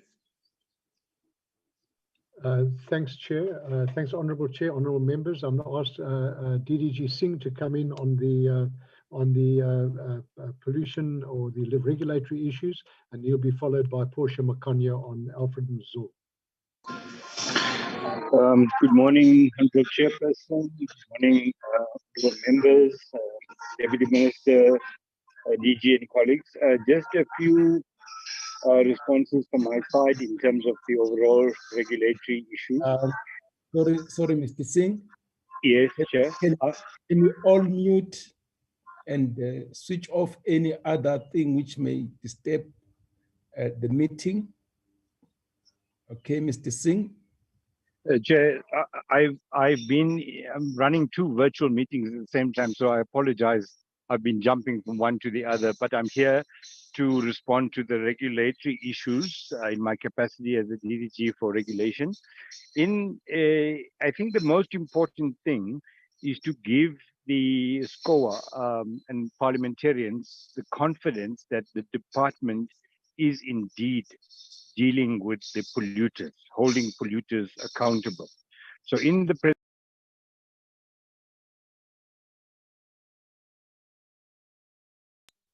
given the list of the administrative enforcement action, the criminal action, the various cases that have been opened up to hold the polluters responsible. The polluters range from industry to local government. So in terms of that application of the polluter pay principle, we are indeed holding them accountable, and we will from time to time update the committees of parliament on progress, either through the criminal action, matters going to court, getting court interdicts, etc., and then subsequently also in terms of the administrative action. The difficulty, Chair, as you would appreciate, is that this is intergovernmental relations, and one government, national government, is taking action against local government for pollution of the water resource. The water resource is the most precious of all the resources, and that is why we have to take the enforcement action very seriously. Then in terms of other interventions, my colleague Sibusiso Mthembu is actually at the coalface of dealing with the Vaal and is dealing with difficult issues at the Vaal, but ultimately is to hold Mfuleni accountable, hold all the municipalities accountable, and to encourage them either to punitive measures not to pollute, but to also hold them accountable and to be able to make them to pay the cost of rehabilitation.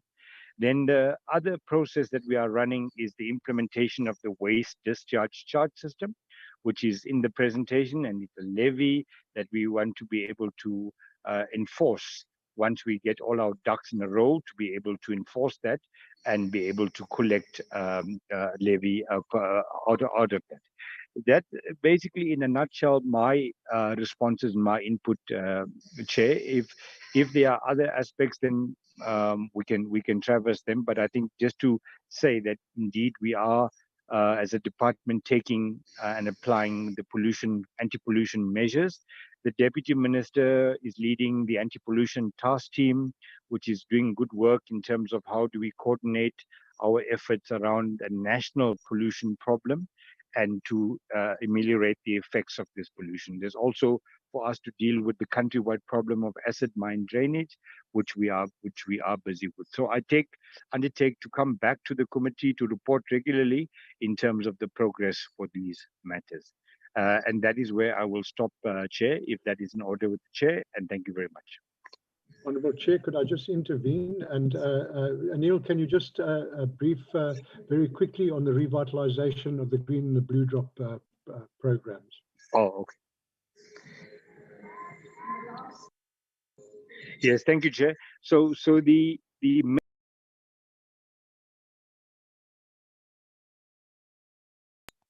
main regulatory based model that we have is to have the blue drop and the green drop program. We last had that a few years ago, and then the program went a bit quiet. We're busy reviving that. We are consulting with the sector partners, with SALGA, with the municipalities, with our partners in the strategic partner network, and we'll be able to champion the rollout and the revitalization of that program. The Deputy Minister is again leading us in that program. So the main aspect is to try and put together the assessment modalities to be able to assess the wastewater treatment works, etc. And that I think there is a detailed presentation on that. But just to say that there's been public outcry as to why those programs went dormant and went quiet, and now we thankfully have the leadership of the Minister and the Deputy Minister who have supported the revitalization and the bringing back those programs online. So the timeline to try and get those programs online, we are busy with the procurement process, and we hope to wrap that procurement process up very soon. We have approval of the procurement process so that the service provider will be appointed very soon, and we'll be able to then come back to the SCOA, to the committee, to inform committee on the progress. I want to thank the committee for the support, and we will undertake to give regular reports and progress reports on all the anti-pollution and give a sense of confidence that we as a department are dealing holistically and determinedly to try and deal with all the problems of regulation in terms of pollution. Thank you, Chair. Thank you, Mr. Singh. If I may come in, I know that you are in that environment, so there are a lot of assumptions that you are making. Can you please define that program, the blue drop and so on? Remember, for our benefit, but again, you are not just talking to us, you are talking to South Africans. What does that program entail? Are you still there? Yes, Chair. Yes, Chair. Sorry about that. The program is what we call an incentive-based regulatory performance tool. So what we do, if I can try to compare it, when you look at the years ago, the coastal cities had these blue flag for the beaches. Blue flag status for the beaches. So if you remember a few years ago, when you drive through the local towns, etc., there would be a billboard or a poster saying this town is accredited with a blue drop status and a green drop status. The blue drop deals with the drinking water quality, the quality of the drinking water, and the green drop is how we are dealing with the wastewater. So that program, there is a detailed presentation. The program was running for some years in the department, but after 2014, the program was a bit dormant, and now we are reviving the program. So the program is going to also be able to support local government in managing the drinking water quality and the wastewater. So the program is quite a technical program, but we can share with the committee the information. But just to just to say that it is then again to instill confidence in the people of South Africa that the drinking water is exceptional. South Africa has one of the best drinking water in the world. If you open the tap, you'll be able to drink water. And then the big challenge for us is how do we support municipalities to deal with the wastewater, the collapse or the malfunctioning of the wastewater treatment works, etc. And this program is intended to support local government in order to revive their competence and their skill, and to be able to make sure that we are managing the wastewater in a carefully managed way, Mr. Chair. But I will undertake to share with the committee the detailed documentation around these two programs. Thank you very much.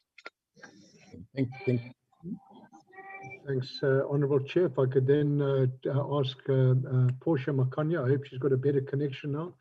Portia, if you could come in, please. There she's coming in, Chair. Thank you, Chair. Thank you, Chair. I hope I'm audible.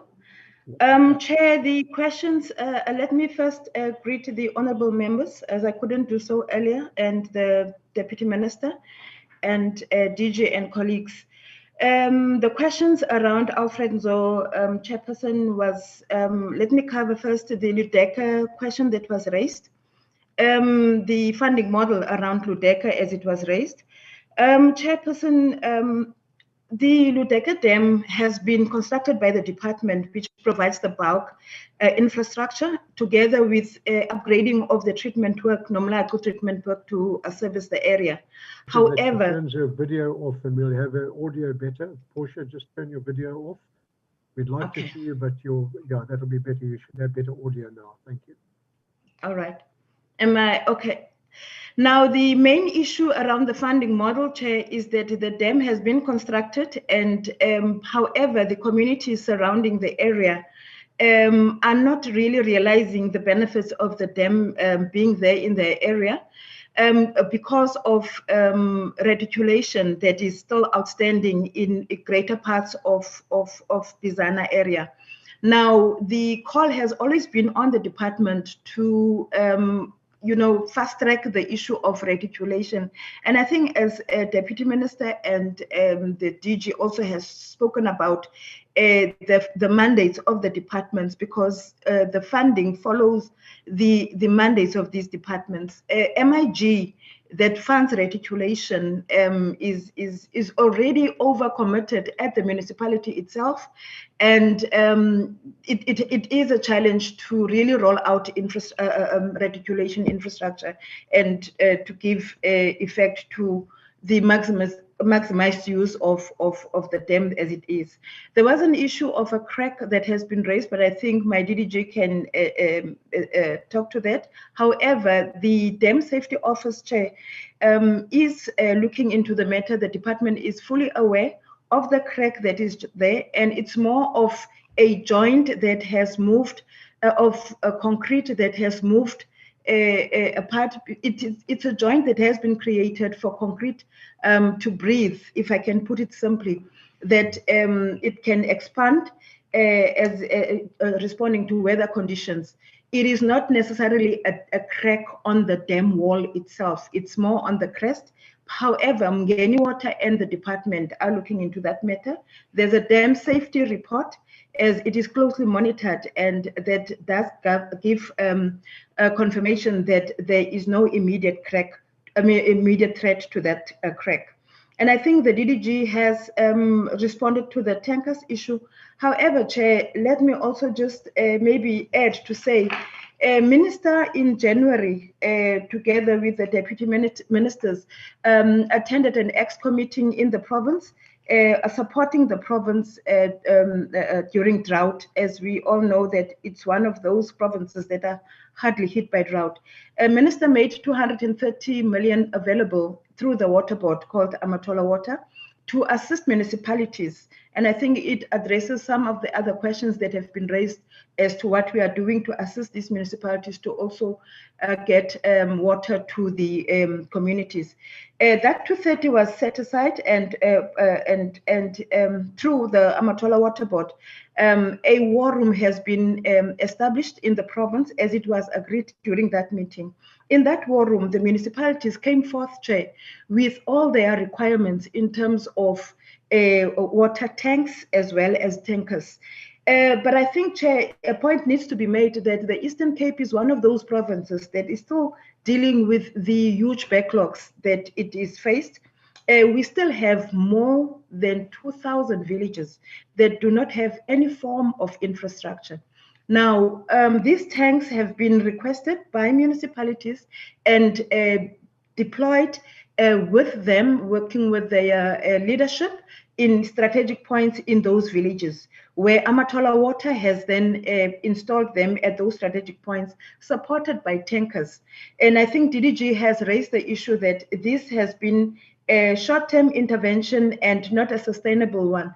That is why there is the follow-up project of sustainability, because one of those aspects that has been addressed in terms of these tanks that are there to be replaced through those rudimentary schemes was to say, as DDG has said, the department is already having its construction unit in some of these villages. We had to prioritize, Chair.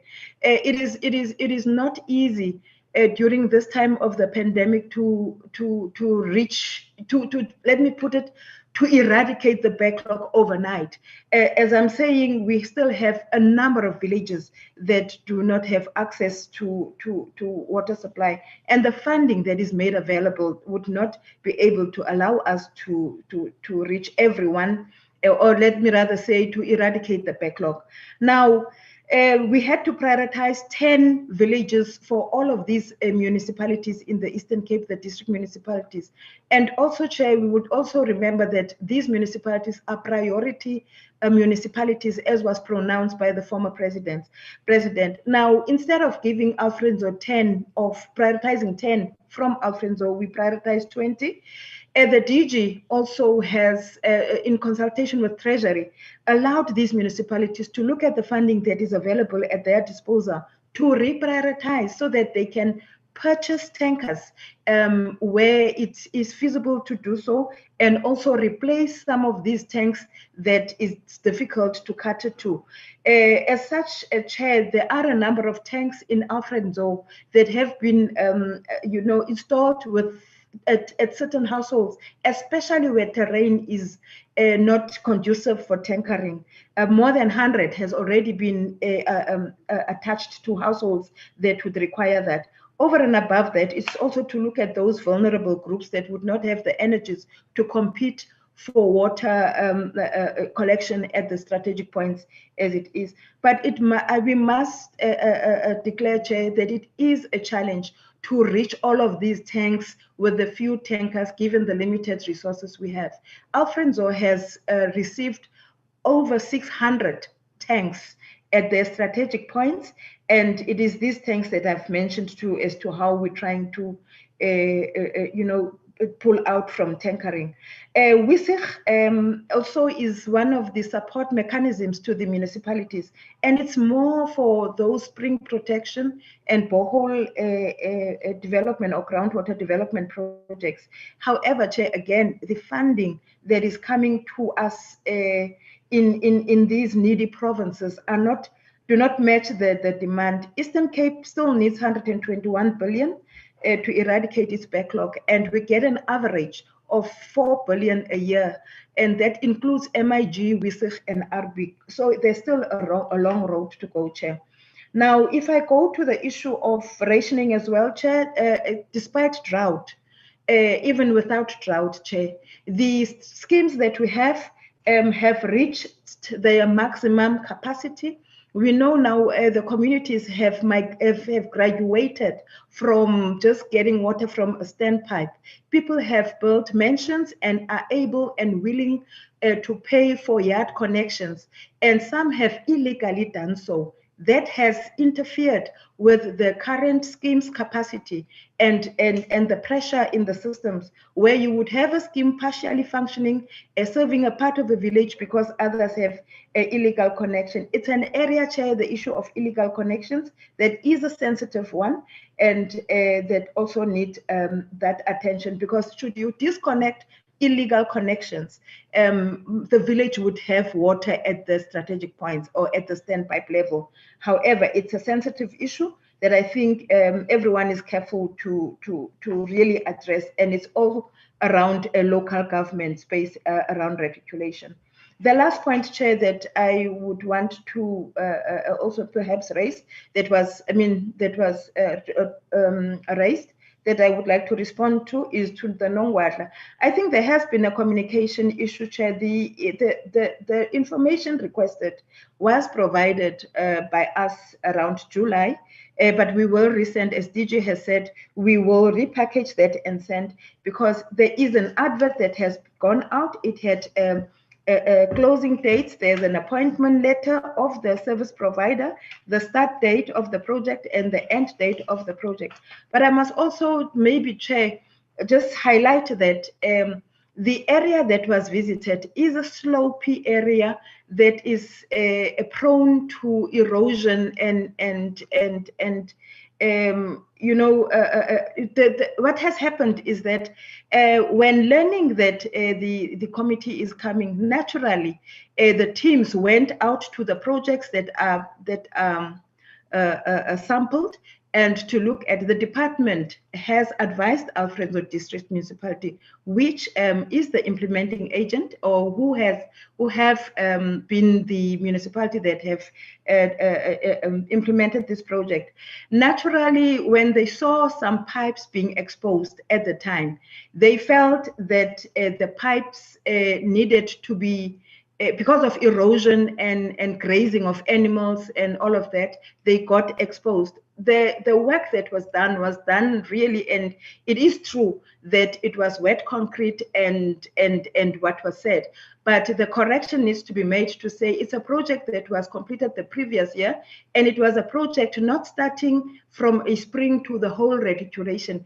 It was refurbishing an existing scheme. So it was a scheme that was there, but that was no longer functioning. The eye was protected. A standpipe was put for those that were adjacent to the eye of the spring.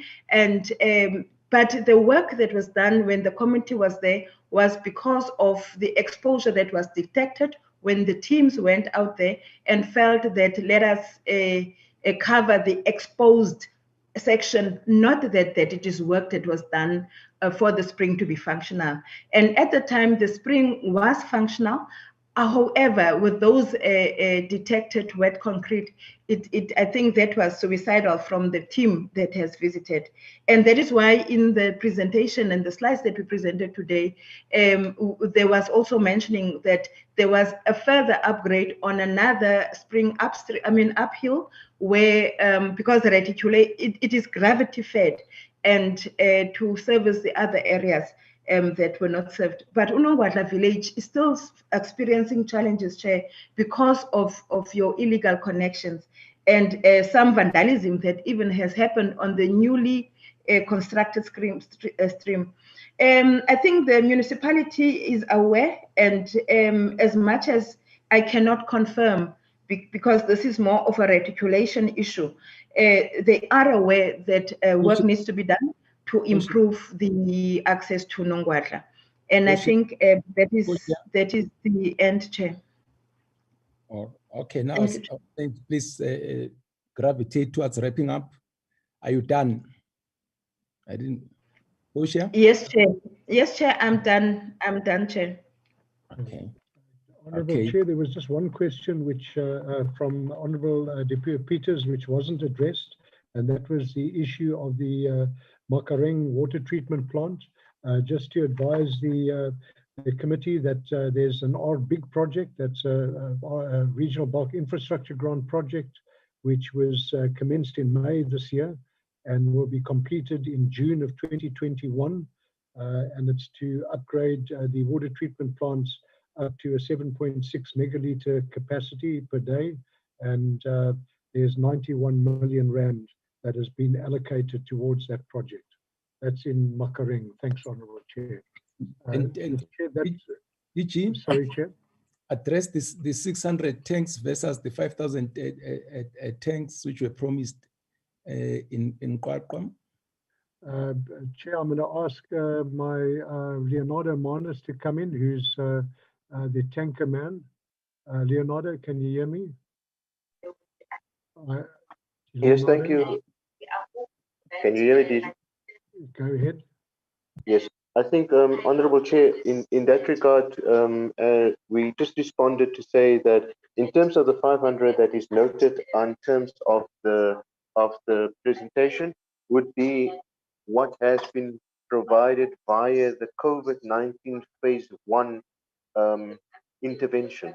So that was the report as per the 306 million that was spent on the COVID phase 1 intervention. So that the 500 tanks that's there reported would only be for that part. The part that it did not include the other tanks that was provided via the drought intervention for Kwakwa separately. That was actually commenced in, I think, in February 2020.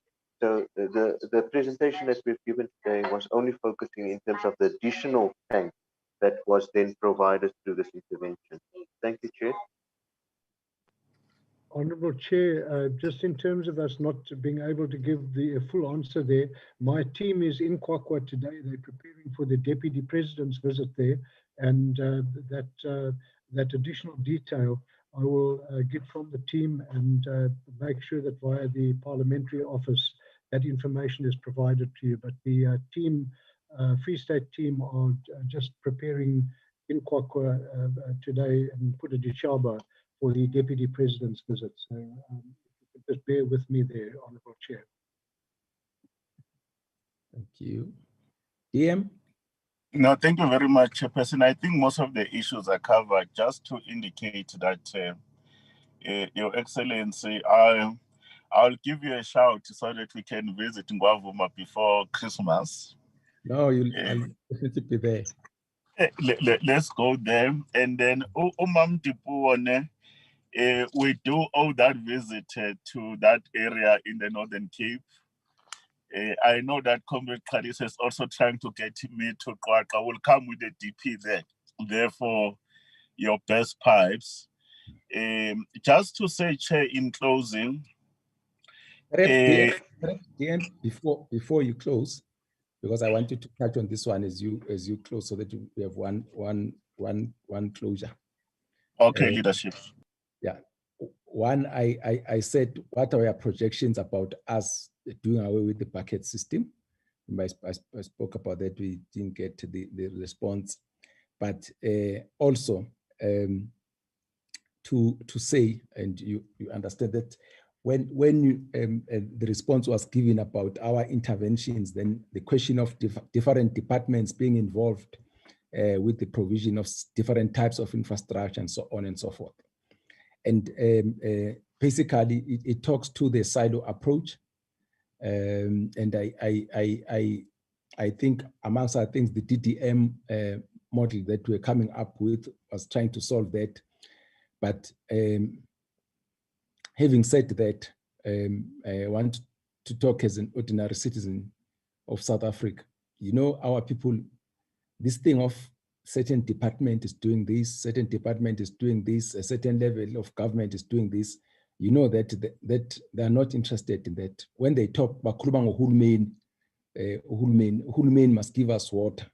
So it's for us to try and sort out these things. I know very well, and you know, even from administration, even before the political office, that people, individuals and departments tend to be very territorial. So what we also need is to start a harm, Yamar, and so on, and so that we understand that the fact that we are in different departments, we have got same clients, that is the citizens of South Africa, and they are not interested in this thing of ours. As far as they're concerned, they want to deal with government. So it's us who partition government into different departments or different layers of government.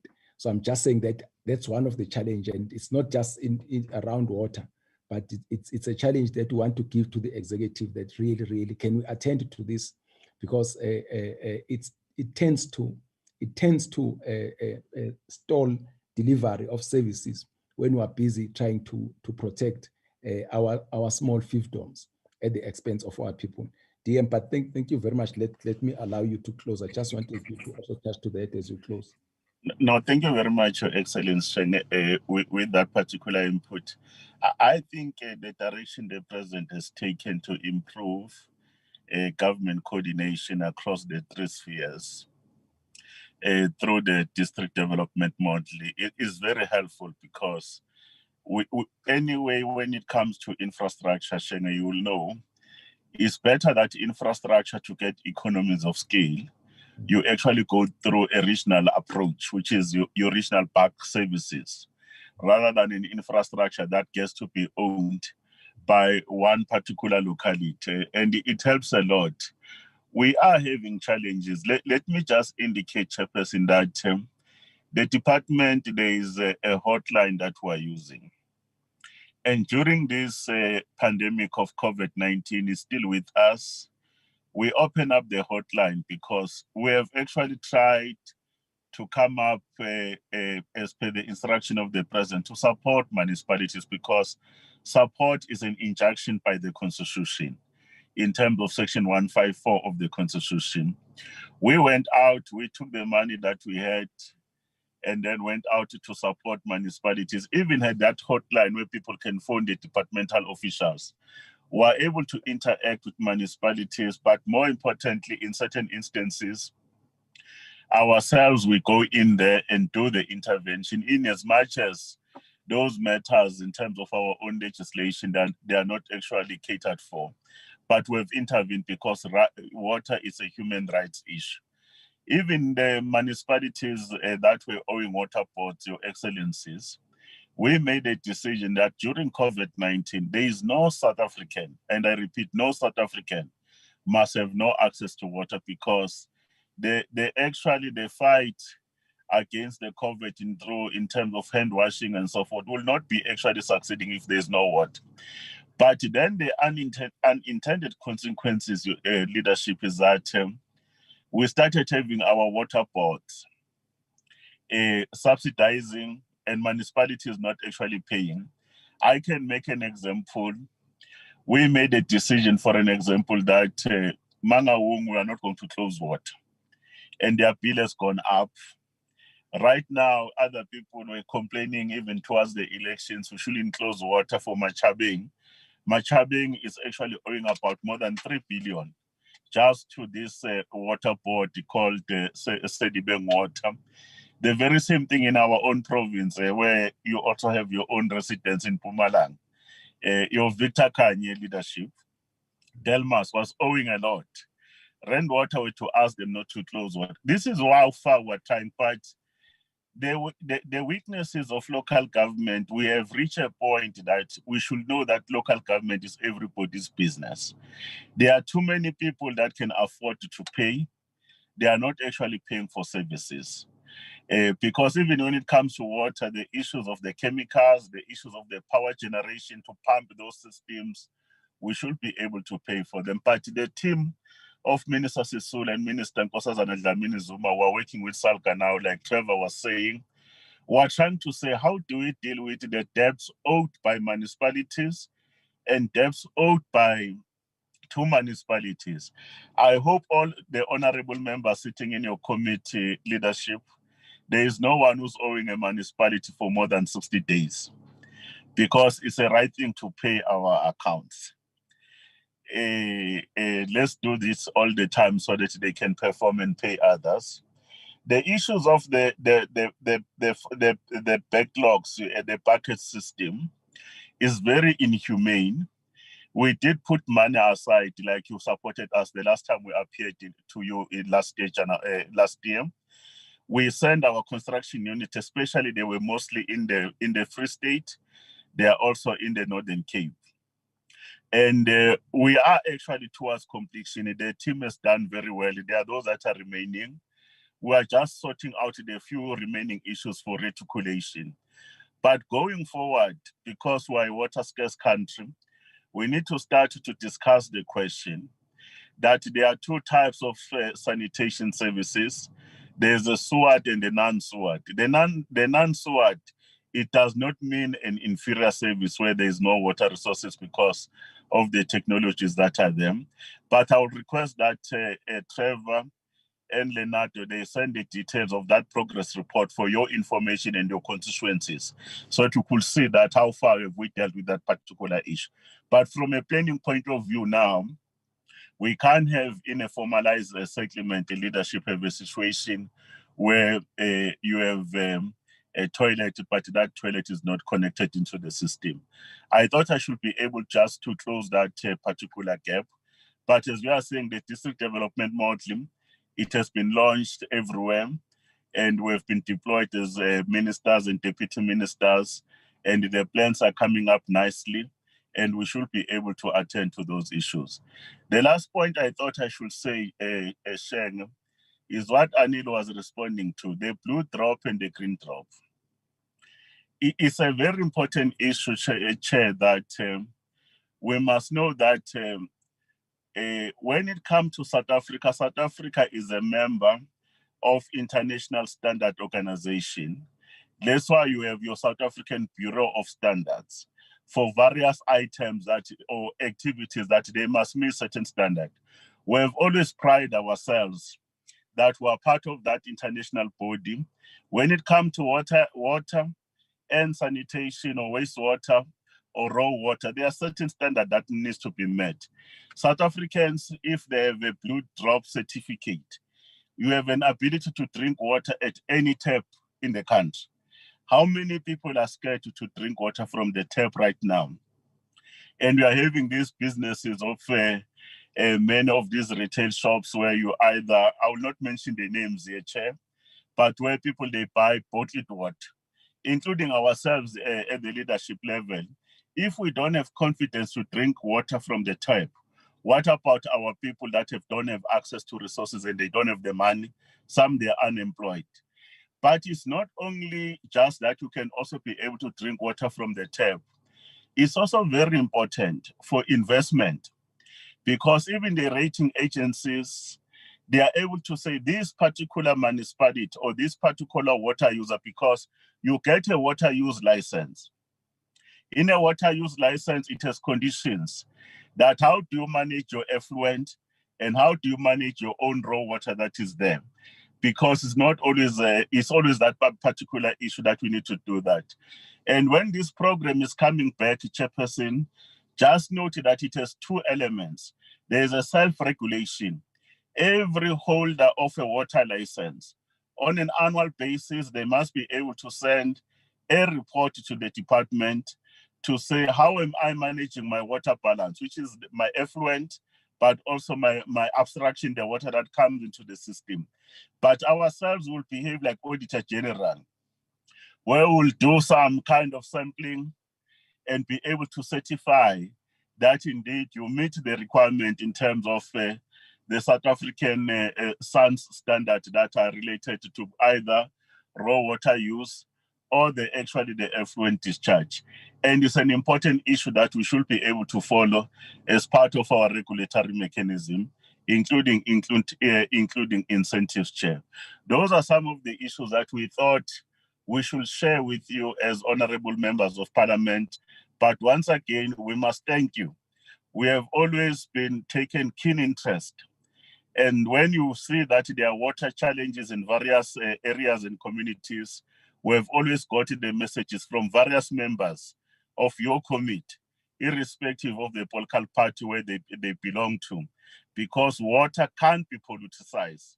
Water knows no boundaries and water has no ideology. Immediately you bring ideology and you politicize it, you can have your problems of conflicts like you see in the Middle East and other parts of the continent. I know there are certain issues Comrade Kaiso has raised. We'll ask his Posha to send those detailed information about Davazwe, Lusigisigi, and others, because there's also been some questions that are being asked on the chat group, Chairperson. And if we can receive those messages from your secretariat, we should be able to provide written responses. Sibonge kakhulu, Chair. Thank you so much, Bangazita, Deputy Minister Mahlobo, and your team. Acting DG, Mr. Bolza, and your team, thank you so much. I think I can say on behalf of the oral members that it was a worthwhile engagement, and it's a very, very important sector that we are dealing with. And I must say that I'm also happy that you said with all the adjustments in DG, the adjustments in your budget, they have not affected much your programs and your service delivery plans. I think that's quite comforting to us. I don't know how you got away with this one, DM, that the oral members didn't say that. It looks like in your management team, it's like this Springbok rugby team, and the fact that Portia wouldn't come in again didn't do you good until very last at the end of the presentation. I think you are noting that you usually is the first thing that you'll get once we look at your team. Say, wait, this team, what's happening? Trevor was hiding Tabiseng and Babala on the back chair. Come again. DM. I'm saying Trevor was hiding. I'm saying Trevor was hiding the COO. She's one of those comrades that are leading the party. It's an important point. We take it. I thought Umam Tipo was going to make us run on the point. No, that's fine. But thank you so much, DM and your team, and all of the best with service delivery. You can remain. We've got other things in our agenda, but again, you are excused if you must run and go and make sure that our people have got access to water, and not just water, clean water. Thank you so much. Honourable Chair, honourable members, thank you very much for the opportunity. Enjoy the rest of your day. If you don't mind, I won't be staying in. Thank you very much. Thank you very much, Cheng and the team who are running away because there's some other assignments. Perfect. Thank you so much. Thank you.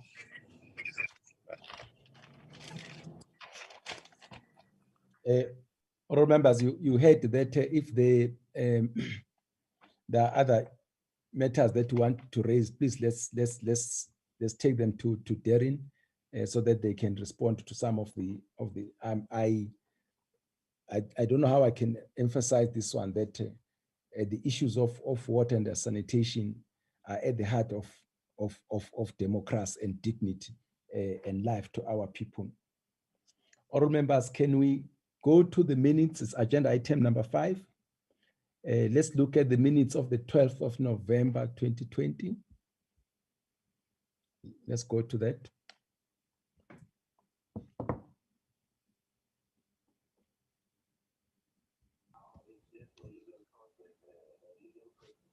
Chairperson? Yes, Honorable Matafa, are you there? Yes, having read the minutes, I think they are a true representation of the events of the day. So I suggest that the minutes be adopted. So let's do, so you're talking about the minutes of the 12th of November. Of November, Chair. There's a mover, seconder for the adoption of the minutes of the 12th. Dennis Joseph, Chairperson Dennis Joseph, seconder. Honorable Dennis Joseph, so it's seconding for the adoption of the minutes. The minutes are then adopted as a true reflection of that meeting. Can we then go to the minutes of the 13th of November? That's the meeting that we had with Salka. Again, they were sent to us, and I take it we had an opportunity to go over them. Do I have a mover for this adoption of those minutes? No comment, Bendingeko.